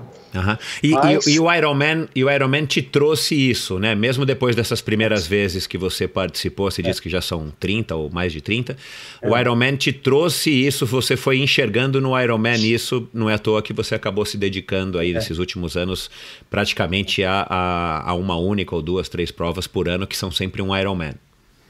Então, e o Ironman, o que aconteceu? Foi um conjunto de situações que me fazem sentido, né? Então, mais até do que o resultado final é só mais um estímulo para eu continuar nessa história. Entendeu? E eu, então, no Ironman, o que o Ironman fez? Junto com uma série de outras coisas, eu tenho uma esposa que me acompanha perfeitamente, que entende perfeitamente, é a melhor Iron Wife que existe. Tem uma vida, ela não faz isso por esforço, ela também tem uma vida própria dela, realizada, então eu treino e trabalho o dia inteiro, ela também fala as coisas dela, então junta uma mulher que te entende, que faz sentido, os filhos já estão tudo grande, também já entende. Outra fase. Né? E junta o trabalho que eu trabalho muito, mas que eu posso escolher os meus horários, né? Que também é uma coisa muito regular, não tem que ficar viajando, então dá para eu estar sempre aqui sediado. Então junto um monte de coisa. E outra, uma coisa que eu gosto, e eu gosto de progredir, de crescer, de desenvolver, de buscar, de aprender, e eu faço isso tudo dentro do Ironman. Né? Então, mais até do que o resultado, a minha filha virou para mim e falou, pai, engraçado, as pessoas viram para mim e falam, bom, teu pai já ganhou tudo, agora foi campeão africano, foi campeão do Ironman Brasil, já foi campeão do não sei o quê, e agora foi campeão do mundo? Bom, agora o que ele vai fazer? Acho que ele vai... Não tem mais o que ele fazer. Eu falo, ela dá risada, ela fala, vocês não conhecem o meu pai. Porque ela sabe, né? Quer dizer, que isso tudo só serve para eu entender mais. O que eu vou treinar mais? Vou treinar na cama no trampolim elástico que eu vi lá em Moema. Tem um alemão que dá uma aula de trampolim elástico. Deixa eu ver lá o que eu vou fazer. Deixa eu dar salto queniano. Deixa eu treinar mais a parte de cima do corpo. E deixa eu treinar corrida desse jeito. Então, né, só motiva eu ficar mais nessa história. Aí entra. Você se alimenta bem, né? Você dorme bem, né? Então esse conjunto de coisas, né? Que te mantém num equilíbrio que para você faz sentido e te mantém feliz. Sentido. Então aí eu tenho motivação para acordar e consigo dormir, mesmo com as minhas negatividades, né? que eu também as tenho, né? Claro, Nosso inimigo interno, nosso sabotador, né? E mesmo contra isso, aliás, me ajuda muito a combater isso, né? Claro. Que são que as pessoas têm muito, né? Que já tô velho, tô cansado. Cara, você não tá velho, né? Uhum. Ô, Roberto, como é que... isso é um assunto que eu que acabei de fazer 50 anos e eu acho que eu tô bem, mas eu tenho certeza que eu não tô bem como eu já estive, e isso é uma coisa natural da vida e eu tenho vivido muito isso. Eu tô conseguindo, aos trancos e barrancos, tô conseguindo vamos dizer assim... passar pelas décadas de vida vividos e tendo, né, tido desempenho bacana quando eu era garoto e tal, no esporte e tal, eu estou conseguindo passar por isso relativamente ileso e estou aprendendo, às vezes pelo bem e às vezes pelo mal, que a minha realidade física hoje, do meu condicionamento, ela não é como já foi, mas também poderia estar muito pior e é muito melhor do que de muita gente mais nova do que eu. E eu acho que isso é o grande barato de você estar envelhecendo, no sentido de você estar ganhando sabedoria para viver com essas realidades que se apresentam a cada dia, a cada ano que passa pra gente. Como é que você passou por todos esses estágios da sua vida e chegou agora, né, nos 67 anos, cara, super bem, e esse título de campeão mundial agora, ele acaba sendo simbólico nesse sentido, por isso que eu acredito que muitos te admiram, como eu te admiro, como tantas outras pessoas te admiram, que eu conheço, porque você chegou nos 67, que é uma idade de fato, já é uma idade avançada, mas você conseguiu estar numa forma física invejável, esteticamente quem te olha, né, não te dá essa idade de 67 anos, ouvindo você falar e conversar agora aqui, principalmente aqui nesse nosso bate-papo, mas também no dia a dia, lá no clube, a gente percebe que, cara, você não condiz com o estereótipo que a gente tem na nossa sociedade aqui brasileira de quem tem 67 anos. Como é que você foi passando por essas fases e foi lidando com a queda no teu vigor físico, porque é inevitável, né? Você não é um cara mágico e mirabolante, eu acredito que você não faça reposição hormonal. Não. Mas tem muito a ver com a cabeça e com essas atitudes que você acabou de passar aqui um pouco aqui pra gente, dessa visão de encarar a vida. Como é que você foi passando por isso? Teve momentos que você se sentiu de fato, tipo, entre aspas, velho? Ou você foi sempre também se adaptando e conseguindo achar novas realidades, novas motivações? A coisa mais rica que eu adquiri aqui, eu vou dizer assim, numa intensidade muito maior nos últimos 5, 6 anos, né? Eu sempre falo 2016 que eu tive uma hipotermia lá em Floripa, né? Mas uma coisa que eu mais adquiri, que é o mais importante, que é o que mais dá para desenvolver, foi uma noção, né, do seguinte, né? A vida, a gente tem que buscar. Né? De novo, as regras da vida. Eu falo, o animal ele vai buscar alguma coisa. Então a gente tem que buscar alguma coisa. Então eu falo para mim cada vez mais, vai atrás do que você pode ir, fique satisfeito com o que você tem e vá buscar sempre um interesse dentro dessa situação. O mais importante que eu adquiri numa profundidade muito maior nos últimos anos, né, seria o seguinte, né, vamos valorizar, tem que ficar no estado de valorização. Valorização é busca de. Para buscar, você tem que acreditar, no mínimo, que tem coisa lá que você pode conseguir. Né? Então, aplicando isso no triatlon, né? O que eu faço? Né? Vai cada vez mais, tenta buscar alguma coisa, não deu certo, está cansado, continua, vai procurando. Errou, não serviu, tá bom, vai buscar outra coisa, joga isso aí fora que não serviu. Né? E o mais importante é você gosta de fazer isso, valoriza isso que você está fazendo. Aí quando vem um título, o que serve o título que serviu para mim é o seguinte, só justifica mais ainda eu ficar na valorização das situações. Eu vou te contar uma passagem, eu estava lá correndo, a hora que me informaram lá a situação que eu estava na corrida e que eu tive a oportunidade de saber você pode ganhar a corrida, eu já estava feliz de estar lá. Quando eu entro de manhã, eu olho aqueles voluntários todos, eu olho aquela organização, eu olho o dia nascendo, eu falo, já tenho tudo na vida. Exato. Já estou ali. E como é que você entra numa prova falando que já está tudo, que já tem tudo? Você entra muito satisfeito, muito bem. Como é que você entra numa situação muito satisfeita e bem? Você performa bem. Você está se sentindo... Assim, eu já começo por aí. Você está se sentindo completamente feliz. Já tá bom. E aí você olha lá, você tem que saber enxergar também, né? Os voluntários, a dedicação, a seriedade para pôr um número no teu braço, com que respeito. Aí eu agradeço a eles sentem agradecidos. Eu falo, o seu trabalho é muito bom, muito obrigado, né? E aí você vai, a organização toda, aí você olha em volta, tá toda aquela nata do triatlon, aí você vê aquele mar. Então eu vou valorizando tudo isso e falo, olha, eu já ganhei de estar aqui. Eu guardo aqui no canto da cabeça, realisticamente eu quero chegar entre os 5, eu tenho chance, e por questão de princípio eu acho que eu quero ganhar também. Né? Então você já sai assim, você já sai bem, porque eu estou valorizando todo o processo, entende? Todo já conquistei, já tá bom. Não que eu não queira mais. Eu entendi. Agora, 2 coisas que eu gostaria de saber aí de você com relação a isso que você acabou de falar. A primeira, os americanos fazem muito bem feito o marketing, né? A gente tem que usar realmente, enfim, a gente tem que reconhecer que os americanos vendem muito bem qualquer coisa. E Kona não é diferente. E com as redes sociais e com essa facilidade, a circulação das informações, do conhecimento e a própria internet, a gente percebe que eles estão acertando cada vez mais. Não é à toa que o Ironman, como uma empresa, é um sucesso, né? Foi comprada aí recentemente e tal, por um valor bilionário e tal. E Kona é o campeonato mundial disso tudo. Kona é o epicentro do triatlon mundial. Eu arrisco dizer que muito mais até do que Jogos Olímpicos e tal, até porque acontece, né, anualmente, há tantos anos. Mas eles vendem muito bem isso, de que você está levando um pedaço da ilha, de que a ilha tem uma energia, né, que é a lava da deusa Pele e tudo mais. Quer dizer, eles fazem um pacote que as pessoas querem consumir, né? Não é à toa que depois da marca Harley-Davidson, a tatuagem, o Ironman é a marca mais tatuada no mundo.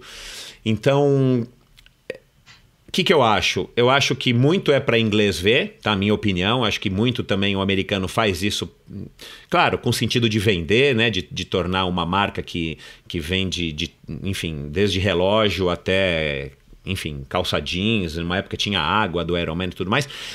E eles querem ganhar dinheiro, obviamente, hoje principalmente porque é uma empresa que precisa gerar lucro e dar dividendos para os acionistas. Mas você acabou de citar aqui uma coisa que para você não é, né? Você não está em busca da tatuagem do Ironman, não que eu tenha nada contra isso, mas eu digo, o teu propósito é muito mais pessoal, muito mais nobre, o que condiz de fato com o que eu acredito e com, claro, até a tua profissão. Mas você acha que as pessoas, de uma maneira geral, enxergam isso que você tá falando ou algo similar? Ou as pessoas estão mais em busca do, vamos dizer assim, do título de fato, de ser um Ironman que participou de Kona? Porque, por exemplo, quando tem a distribuição de vagas para Kona, né, aqui no Ironman de Florianópolis, e algumas pessoas não conseguem, a gente sabe, né, e vê, eu já vi pessoas que se desesperam, pessoas que choram porque não conseguiram, ou pessoas que estão passando a vida, entre aspas, buscando a tal vaga para Kona e de certa maneira não estão satisfeitos porque não conseguiram participar de Kona. Como é que você enxerga isso? Enfim, na tua visão particular e pessoal como psicoterapeuta e também como atleta que conseguiu conquistar a vaga para Kona. Então, eu olho assim, eu vejo assim, eu falo, é a minha verdade, né? Então eu vejo assim, a gente não imagina muito, mas existem os mais variados tipos de pessoas do mundo no que diz respeito aos mais variados tipos de motivação pessoal que aquela pessoa pode ter. E cada um tem a motivação em função do que ele é, né? O cavalo fica motivado a comer grama, a minhoca quer ficar dentro da terra, a minhoca não é melhor que o cavalo, a águia quer voar, né? Só não chama, o salmão quer andar na água, quer nadar na água. Então é o seguinte, não tem um melhor ou um pior, tem diferentes tipos de interesse em função da natureza de qualquer um. Então eu olho a coisa assim, no que diz respeito a toda coisa que fica muito grande, como o Ironman do Havaí, ela tende a chamar o interesse dos mais variados tipos de pessoa. Então tem o mais variado tipo de pessoa. E que o importante é cada um tá realmente usando, vendo e querendo fazer o Ironman de um jeito que lhe faça bem.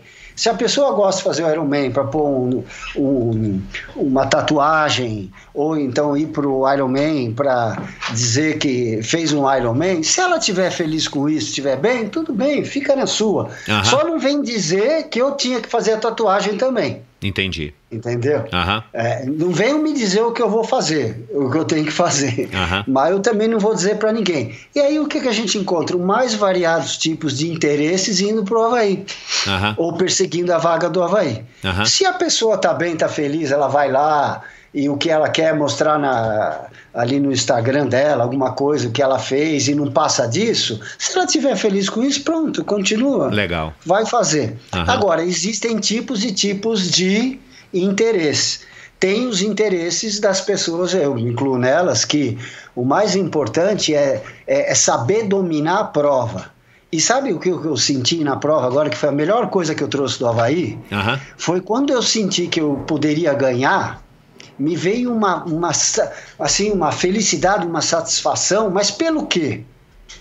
Vinha pelo seguinte, você pode ganhar, então é o seguinte, Roberto, veio assim uma coisa forte na cabeça. Então, você pode continuar fazendo tudo o que você está fazendo, porque tá bom.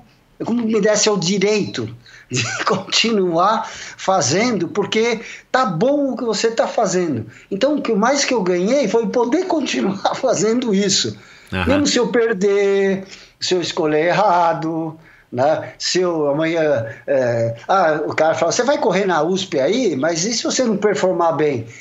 Qual é o problema, né? Se eu não performar bem agora, na semana passada, né? Então, olha só, foi a coisa que eu mais ganhei, foi isso. Eu posso continuar fazendo o que eu quero, tá bom, né? Você está aprovado, então pode continuar no processo, seja qual ele for.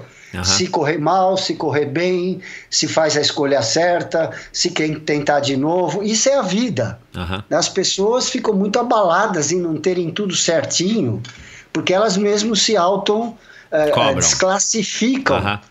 Se dentro de determinadas coisas eleitas elas não preenchem, só que aí a pessoa não ousa, a pessoa não se aventura, e para pessoas que gostam de ousar e aventurar, né? Então eu sou desse tipo, então, né? Do que quer fazer, mas pelo sentido de conseguir ter uma performance cada vez melhor, um domínio da prova. A Ironman é uma coisa feita para dar errado, é muito complexo. Exato. Tudo quanto é tipo de coisa. Então você tem que estar preparado para não dar certo. Mas se você gosta muito, tem que ter isso que eu consegui ganhar lá, né? Pode continuar, Roberto. Aí veio uma vozinha negativa lá, né? Que sempre vem um negativo, né? E falou, bom, tem uma série de amigos aí, que é um grupo maravilhoso que eu reuni, de amigos meus, uns que entendem de teatro, outros não, mas tudo gente do bem, gente de princípio e de valor, né, que estavam assistindo e eu sabia, né? Aí eu falei assim, putz, agora é o seguinte, você formou esse grupo, tá todo mundo assistindo, você tem chance de ganhar. Agora não vai me decepcionar todo mundo, né? Veio assim meio de cobrança, né? Falei, putz, né? Falei, não, vou usar esse negativo a meu favor, deixa eu correr mais, né? Então assim, o importante é a gente ficar seguro com o jeito que a gente faz o triatlo, não se perturbar se outras pessoas fazem de outro jeito, né? Cada um na sua, né? Outra forma. A gente tem só a convicção da nossa. Exato. Né?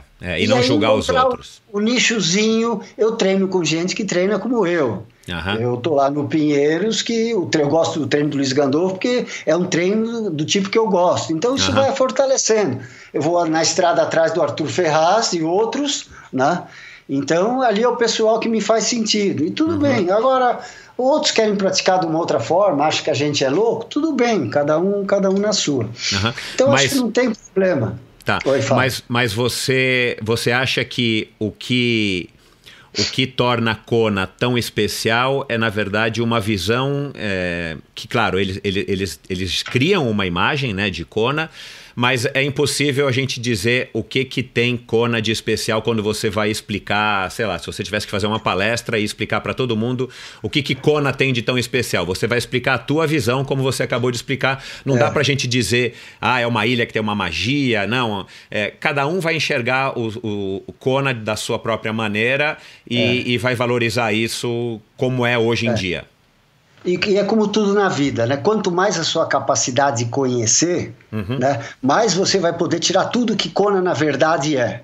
Tem gente que tira alguma coisa superficial de Kona, que isso é dito que é uma coisa legal, na mídia é muito falado, é bonito ser Iron Man, e é bonito ir pra Kona, e fica nesse superficial.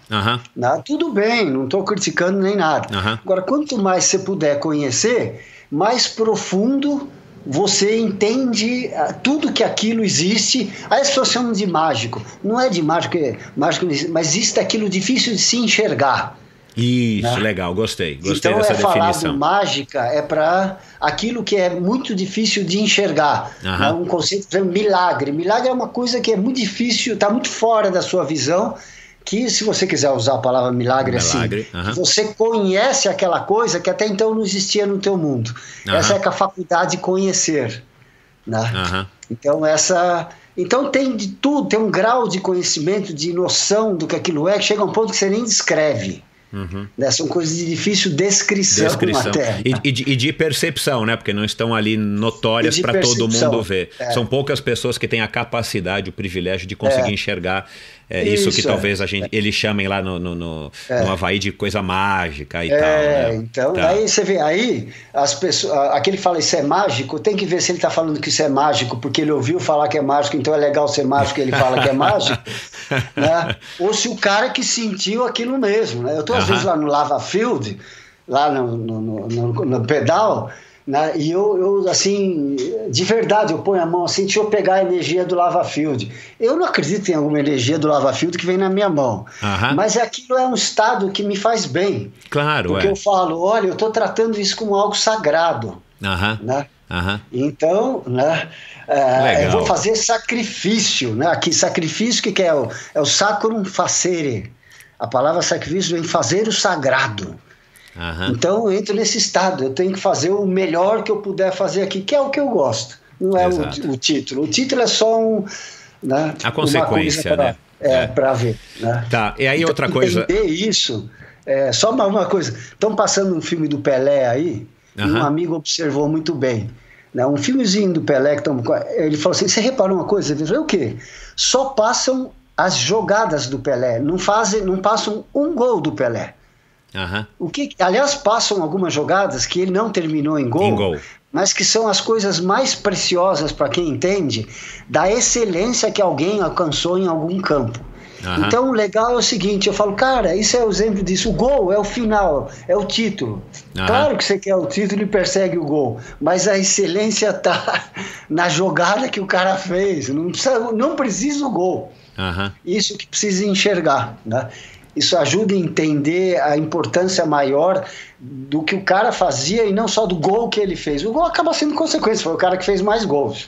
Claro. Só para citar, essas coisas ajudam a gente a entender a importância de como se faz. Então, Roberto, eu acho que aqui, humildemente, através da minha colaboração desse meu projeto de Endorfina, eu estou alinhado aí com você, né? Eu estou buscando obter aí, através não só de você, mas de todos os convidados que já passaram por aqui, um pouco mais de conhecimento e valorizar não só os títulos de todos que já passaram por aqui, mas conhecer um pouquinho melhor o que torna você e todo mundo que passou por aqui pessoas que conseguiram atingir esses resultados que são expressivos, mas através do conhecimento da jornada, das crenças, do que motiva vocês, e não necessariamente só valorizar o que a internet valoriza, o que as redes sociais principalmente valorizam, que é o título, né? Não há dúvida, eu sou um grande admirador seu, já de longa data, e o que eu admiro é, como eu falei, o grupo de pessoas que eu fiz, são pessoas que para mim têm os mesmos princípios, os mesmos valores, né? E que tem essa vitalidade e essa vontade de realizar, seja em que área for da vida. Então, quando eu identifico pessoas assim, eu falo, eu tenho o meu mundo aqui. E legal. Você é uma delas que está nesse mundo. Que né? Bom, cara, obrigado. Então, já lá atrás, para o pessoal que não te conhece, era o seguinte: ia pedalar, tinha um pedal que era até o aeroporto e voltava. O mais legal do pedal, eu ia lá atrás, né, tentando acompanhar até lá, o mais legal era ver o Michel Bogli chegar lá, não conversa com ninguém, porque ele não estava com tempo de fazer papo com ninguém, com a bicicleta light speed dele de titânio e uma bandeirinha laranja atrás, você lembra, Michel? Lembro, que só ele tinha para sinalizar, e cheio de ciclista lá, e o Michel baixava a cabeça e ele ia fazer o treino dele e o máximo possível. Eu olhava e falava, puta, não é à toa que esse cara é bom, né? Entendeu? E agora continua do mesmo jeito. Você pode mudar de área, mas a tua personalidade, o seu ser vem nisso. Então, realmente, o que você faz aí, Michel, né? Você tem interesse mesmo em divulgar, e divulgar de verdade, né? Te interessa você realmente passar alguma coisa para alguém. Então, você está de parabéns, né? E você, às vezes a gente acabou prova aqui, desvirtuou uma coisa ali, né? Acaba um pessoal ali, vem outro pessoal ruim, mas a gente sempre constrói o mundo da gente com pessoas assim como você. Que bom, cara, obrigado. E por falar nisso, aliás, deixa eu só fazer uma pergunta aqui que eu tinha anotado quando você estava falando.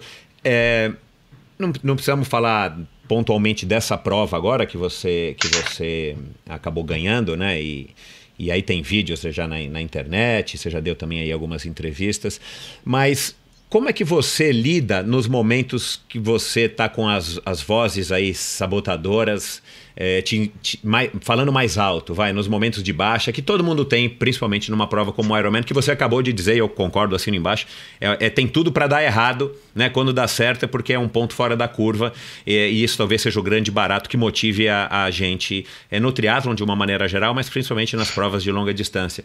Como é que você resolve esses momentos que você tem aí de autossabotagem, de pensamentos ruins, negativos? Eu já tive muitos que eu não consegui resolver. Eu fiquei tomado pelo negativo e saiu tudo errado. Eu tive que esperar uns dias para resolver. Tá certo? Aí a solução é falar, bom, é a natureza da coisa, deixa eu melhorar. Uhum. Pronto, deixa eu ver se eu encurto esses dias, deixa eu ver se na prova eu consigo encurtar. Então, só para dizer, não tem a maravilha não, né? Uhum. Eu estudo isso, eu sei lidar com isso, mas muitas vezes eu só pego e paciência. Uhum. Algumas eu corto mais cedo, outras eu corto mais tarde, outras demora mais ainda. E eu tenho que falar, vai sofrer um tempo aí, cara. Então, assim, então tem isso. Ali nessa prova em si, teve muito poucos momentos negativos, né? Uhum. Então, que eu consegui, por exemplo, quando a Fernanda Palma me avisou, olha, a distância do cara diminuiu de 4 minutos, você estava 19, o cara está agora 4, no quilômetro 35, né? Eu não tive nada negativo, pelo contrário, eu peguei o positivo e falei, agora você é um movimento de corrida, você não tem dor, você não tem medo, você não tem pensa, você não julga, só corre, não bebe, não come, só corre. E foi o que eu consegui fazer até o final. Então o positivo foi, você não é outra coisa, e você não vai ter cãibra, você não vai parar, não anda, porque você não retoma o movimento, e eu consegui chegar. Agora, o negativo veio depois de tudo acontecido, a maior festa, os amigos, os filmes, eu em casa à noite, vendo o meu grupo de amigos lá, todos, aquelas mensagens todas, eles acompanhando, matando todos do coração, etc. tal. Aí eu vi de novo o vídeo de eu chegando, olha o negativo. Eu olhei e veio na minha cabeça o seguinte, putz, você já é um velho, com esse tom. Você já é um velho. E você me chega desse jeito, todo torto, com essa figura. É ridículo isso. Aí ficou fácil também, né? Uhum. Para poder combater. Falar, se não tá bom o que eu já fiz, eu não vou acreditar em você, negativo. Que legal. Então, né, a gente tem que, como é que eu faço? Eu tento ridicularizar o negativo, falar, não precisava mais disso. Aliás, eu cheguei assim porque eu vim que não pensava em outra coisa, dei tudo que eu tinha. O que é um mérito, né? Porque você desmoraliza o negativo, fica trabalhando para falar que ele é ridículo, que não procede, usa a lógica e a razão, e aí você põe o pensamento amigo no lugar, né? O pensamento amigo eu fui campeão, tá bom, né? Ô, Roberto, você consegue ter esse tipo de enfoque, você consegue resolver essas questões assim, que eu acho muito legal. muito porque você estuda e dedicou uma vida e dedica aí a psicoterapia, ou também porque você também foi vivendo e experimentando e errando e acertando pessoalmente nas tuas próprias empreitadas aí ao longo de tantos anos praticando triatlon? Todo mundo que sofre, todo mundo que tem uma ansiedade, uma depressão, uma questão existencial, situações que ficam difíceis para lidar, que sente as coisas muito pesadas, todo mundo que tem isso tem uma grande motivação para aprender a desenvolver esse pensamento. Hoje em dia a gente vê como uma coisa muito boa, existe mindfulness, existe meditação, existem instituições maravilhosas, né, como doutrina espírita, outras religiões, tudo que consegue encaminhar a pessoa para isso, com todas as novidades, coaching, com todas as novidades que estão surgindo, é porque existe essa demanda. Então, a primeira coisa que ajuda muito a pessoa a desenvolver essa luta com o negativo é ela sofrer, entendeu? Às vezes chega a pessoa com pânico no consultório, eu falo, bom, primeira notícia, você está tendo pânico, eu sei que é desconfortável, mas é a melhor coisa que podia fazer, porque você vai ter consciência agora do que está te infernizando que você não tinha. Legal. E vai ter que ter um trabalho de trocar o pânico por outro pensamento para não ter pânico. O pânico é um alarme. Tudo bem, você vai passando muito mal, eu te encaminho, vai para um colega, toma uma medicação importante, etc, né? Mas voltando à tua pergunta, então assim, eu também precisei sofrer com as coisas, e sofrer é o seguinte, eu não estava habilitado para lidar com certas situações e o meu negativo que apareceu, isso é o sofrimento. Então isso ajudou cada vez mais eu desenvolver, claro que daí você estuda, aí você vai, e eu tenho um talento para isso. Então juntou tudo isso, né? Legal. Então é um fruto disso tudo aí. Mas já fiz muita coisa, me enganei muito, já fui muito dominado pelo negativo, fiz muita coisa errada, né? Demorei para aprender, ainda tenho muito para aprender, viu? É isso aí. E isso também que motiva a gente, né? Porque também se a gente chegar achar que chegou no topo, você vai falar, bom, o que eu vou fazer aqui agora, né? Não, bacana. Você falou agora há pouco aí também sobre o teu grupo de amigos, a turma lá do clube que te motiva, os treinos do Luiz e tal. Eu quero colocar aqui na verdade, 2 participações especiais de pessoas que eu acho que você vai gostar, e aí eu quero conversar sobre esse aspecto aí da tua maneira de também de encarar a tua vida aí dentro do triatlon. Vamos lá para a primeira participação. Grande Roberta Azevedo, grande mestre Azevedo, grande irmão que o triatlon me trouxe. Grande não no tamanho, mas nas atitudes. Atitude, essa que é a 4ª disciplina desse esporte que ambos amamos. O triatlon foi um catalisador. O triatlon, ele proporcionou um crescimento pessoal muito grande na minha vida, além de trazer pessoas, amizades. Mais do que amizades, uma irmandade, talvez. O triatlon, ele consegue com que você faça análises profundas de princípios e conceitos dessa vida que pode ser muito complicada, muito complexa, mas também muito simples e muito boa de se viver. E o mestre me ajudou a enxergar isso. Muito obrigado por fazer parte da minha vida. Muito obrigado. Um grande abraço. Tô emocionado aqui, né? Ciro Violim, né? Campeão, o outro campeão mundial. Aliás, vamos fazer, não sei se a Cris Carvalho foi campeã mundial, Michel, não sei se ela foi, mas que eu saiba, fui eu e ele os brasileiros campeões mundiais, né? O Ciro foi mais que um campeão mundial, ele foi o introdutor de uma outra forma do amador trabalhar e funcionar e treinar.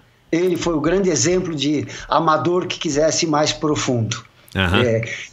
E é uma pessoa que o que eu tenho para dizer? Eu aprendo constantemente com ele. Todo dia, esse período todo, eu mandava para ele o que eu treinava. Sabe o que eu aprendi com ele? Treina, e cala a boca e não vê mais nada, e treina, entre overtreino, treina, e depois você vai ver o que acontece. Então, né? Legal. É umas grandes. É uma outra coisa que o triatlo trouxe, né, de que é um irmão, um amigo, e ele está voltando para o triatlo agora. Esse ano eu vou ter mais prazer ainda de treinar com ele, porque ele vai voltar para o Havaí. Ah, que legal, cara, não sabia. Ele teve, né, domingo lá no 70.3, eu não consegui falar com ele, mas a hora que eu disse para ele que eu ia gravar com você, ele fez questão de mandar aí um recado para você, e foi isso que ele quis dizer e disse, né, essa admiração que ele tem por você. Muito bacana, o Ciro um grande triatleta, um grande ciclista, enfim, um cara de fato bacana, que bom que ele tá voltando.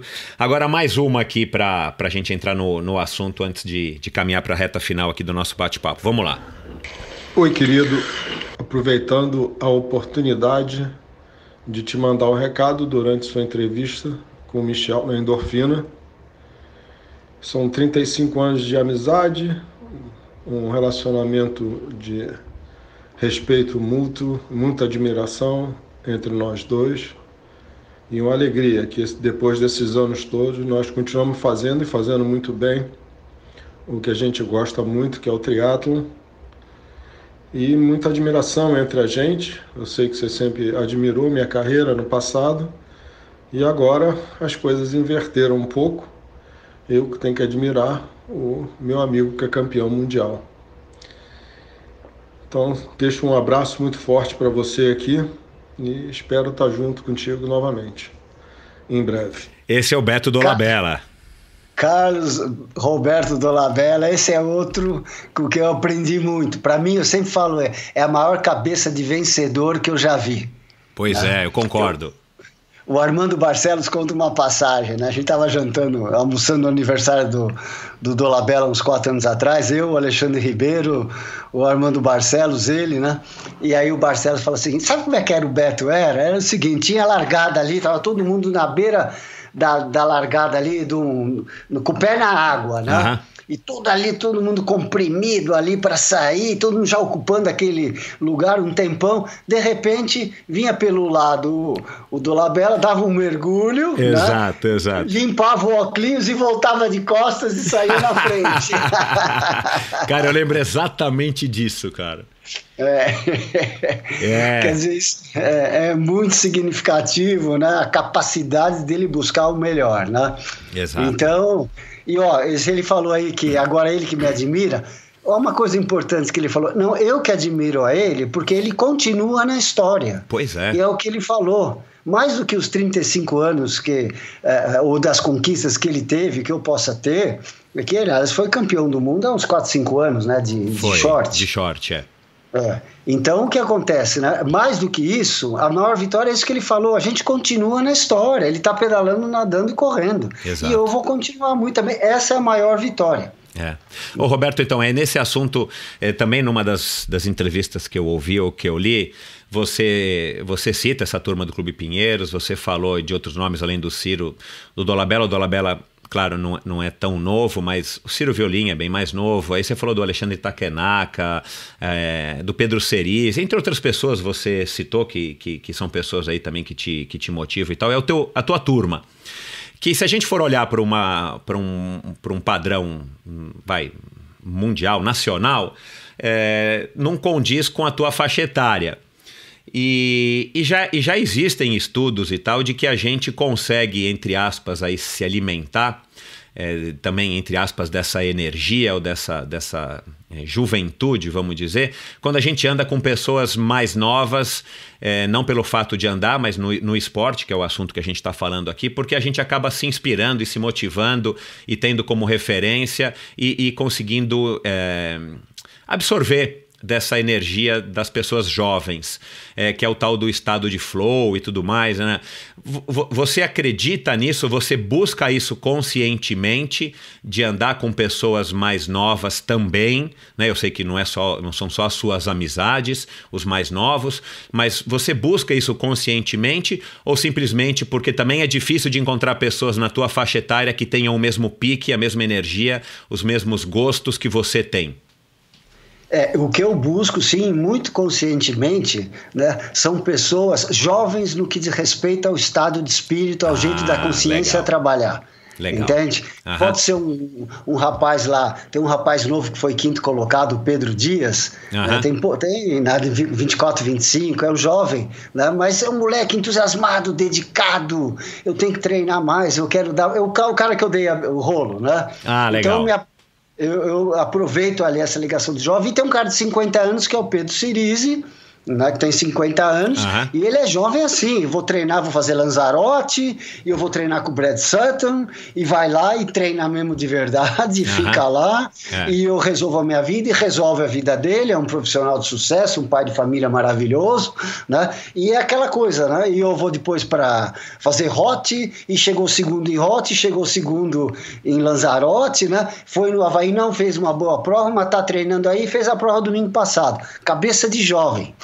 Jovem vou atrás, eu sou capaz, eu vou, né? E com disposição, com alegria. Então eu procuro ficar com esses estados de consciência de jovem, né? Tem um dizer que eu aproveito, não sei se é isso que significa, mas que tem um dizer que dizia: venha minhas criancinhas que vós será o reino dos céus. Eu não sou religioso, mas assim, eu aproveito nesse sentido, né? Se você continuar sempre com o estado de consciência jovem, seja qual for a sua idade, você está no reino dos céus, é um estado de consciência superior em termos de manter a motivação, o interesse e a vontade de viver.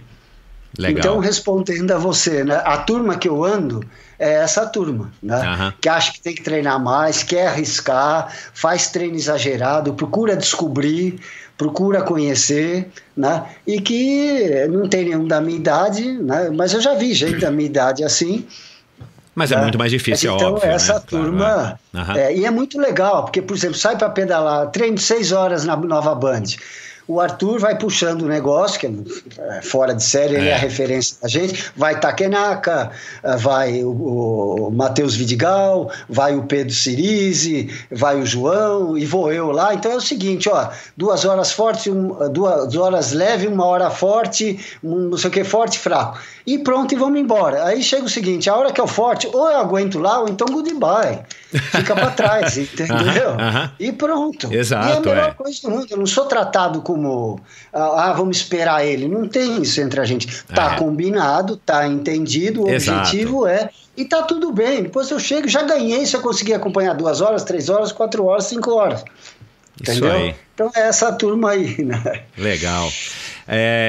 Por falar em ditado, antes da gente caminhar aqui pro finalzinho, tem um ditado, não sei se você concorda, que de médico e louco todo mundo tem um pouco. O lado médico a gente já falou muito aqui agora. Qual que é o teu lado louco? O que você acha que você tá fora da curva dos padrões, assim, até pros padrões de um médico psicoterapeuta? Qual que é a tua loucura? Bom, eu acho que a minha loucura por exemplo, em padrões assim normais, a loucura é o seguinte: eu não vou em festa, eu não vou em casamento, nem a do triatleta, o Daniel Roman, lá do clube que eu adoro, e todos os triatletas foram lá. Eu tinha o Ironman da África 2 semanas depois, não pude faltar no treino. Sábado à tarde, nem era à noite. Então, assim, parece que eu não sou sociável, porque eu não vou ao cinema, não vou ao teatro. O meu interesse aqui, minha diversão é essa. O trabalho e o treino. Para quem olha de fora, é trabalho e treino. Eu não faço mais. Então parece que esse cara não tem vida social. A vida social é lá na estrada com meus amigos. Né? Então, assim, o que eu faço de. O louco é também ficar tentando. O que eu fico tentando me machuco, treino demais. Até pelos amigos sou chamado de louco. Né? Então, até pelo Ken Gla. Até pelo Ken Gla, o cara que treina demais. Treina menos. O Ken Gla, esse grande amigo, né? Que eu criei uma grande amizade depois de 15 anos viajando com ele, né? Então ele às vezes fala: para de treinar tanto, para de não sei o quê. Eu viro: é você que para de trabalhar, que você não está treinando nada, e você adora treinar, né? Então alguma coisa de louco seria isso, um pouco fora desses padrões, né? Então eu não almoço, eu como no carro porque eu não tenho tempo. Então eu como no carro um shake, depois chega minha secretária no meio da tralha, me traz umas empanadas. Então a loucura é essa. A refeição é à noite, às vezes. Eu me alimento bem, entendeu? Mas está sempre na correria, o treino sempre é... Enfim, você faz questão de treinar todos os dias e se esforça para encaixar isso na tua rotina, né? Não é uma coisa simples. Então a loucura é essa, né? A filha fala: pai, amanhã é meu aniversário, sábado, vamos almoçar? Eu mando para ela: filha, você tá louca? Você acha que eu vou perder treino para almoçar com você? Quem vê isso fala: esse cara é um insensível, não tem senso de família. Não, minha filha me adora, ela entende perfeitamente. As amigas dela chamam ela de Miss Mimo, de tanto que eu dou para ela. Aí ela põe uma carinha que é Iron Papi, dá risada e fala: mas vamos jantar amanhã, domingo à noite, depois do treino? Eu falo: vamos. Depois do treino. Então, tudo bem. Então, Roberto, parece meio loucura, né? Entendi. Gostei de saber disso. Qual que é o exemplo assim, que você pretende passar, ou que você gostaria de passar, a mensagem que você gostaria de passar para as pessoas, de uma maneira geral, não necessariamente mais novas, mas assim, qual que é a referência, qual é a lição que você gostaria de passar? Porque, claro, né, você já está numa fase bem mais avançada aí do que a maioria das pessoas que você anda, né? E a gente acabou de falar disso, do seu círculo de amizades. O que você gostaria que as pessoas pegassem de você de bom? Não as loucuras, não as coisas ruins, mas que elas se você pudesse, né, influenciar as pessoas, e eu sei que você influencia, para que elas pudessem, enfim, talvez ter uma vida com mais propósito ou uma vida melhor. Eu me dirigiria principalmente àquelas pessoas que têm uma vitalidade muito grande, têm uma capacidade de gostar, seja do que for, não precisa ser triatlo, óbvio. Seja do que for, essas pessoas têm uma capacidade de gostar e que gostam, então ficam motivadas para ter um movimento de vida. O que eu diria para elas é: cada vez apoiem a vocês conscientemente, não é apoiar de qualquer jeito, mas cada vez apoiem mais a vocês mesmos, nos objetivos que vocês tenham, e principalmente lutem contra as tais ideias autodepreciatórias, autoacusatórias, né, que geram medo e culpa na gente. Então, acreditem mais e não acreditem tanto nessas vozes aí que, às vezes, quanto amigo que eu tenho que meio que não volta para fazer um triatlo porque acha que não vai performar como já performou. Bacana. Então, seria isso. Legal. Para terminar, qual é o sonho aí agora? O que você gostaria de realizar? Eu sei que teu objetivo não é realizar nenhum feito, né? Você quer curtir a viagem, mas pensando aí num sonho, você deve ter alguma coisa quando você deita a cabeça aí no travesseiro que você quer conquistar, ou que você quer, enfim, participar, fazer. Qual que é o sonho? Então, primeiro, ter sonho é acreditar que tem uma coisa muito maravilhosa pela frente. E vamos buscar na realidade, né? Que seria o ano que vem. Eu quero ir pro Texas fazer o Texas. Não sei quem vai comigo, mas eu vou. Aí depois de 40 dias, eu vou fazer Floripa com todos os meus amigos que vão fazer Floripa lá. Legal. Né? Então eu vou fazer Floripa lá. Né? E depois o Ciro Violin e um monte de outros deles vão classificar. Um monte não vão, eu já estou classificado. Aí eu vou para Kona com esses amigos todos. E o período que a gente vai treinar é aquela coisa de sonhos. Então, pronto, isso aqui já está suficiente para eu estar motivado, né, para continuar aí acordando e dormindo. Né? Bacana, cara. Roberto, parabéns, muito, muito obrigado aí por toda essa aula aí e esse tempo todo que a gente bateu aqui o papo. Foi muito legal, você é um cara aí merecedor. E é isso, cara. Você tá indo aí, a gente tá gravando esse episódio logo depois do 70.3 de São Paulo, que foi uma prova muito bacana. E aí agora, dia 1º de dezembro, você tá indo pro Ironman da Patagônia, né? A hora que esse episódio for ao ar, você já vai ter participado. Então, boa sorte para você no Ironman da Patagônia e bons treinos. E é isso, continue nessa vibe, nesse pique que você tem, e motivando e inspirando não só a mim, mas todo o grupo aí de amigos e as pessoas agora que não te conhecem, que estão passando a te conhecer através desse bate-papo. Tá bom.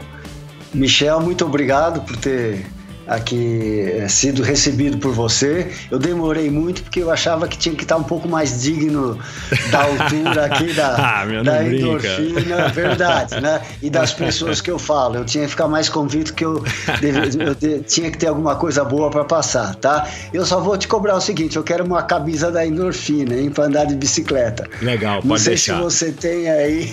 Eu vou mandar fazer uma para você, pode deixar. Tá aqui assumido o compromisso. Eu vi uma lá em Floripa, eu achei que você tinha mais. Senão tá tudo ok. Não, vou mandar fazer, pode deixar. A gente vai conversar aqui fora do ar, eu vou mandar fazer uma pra você. Vou pegar o teu tamanho.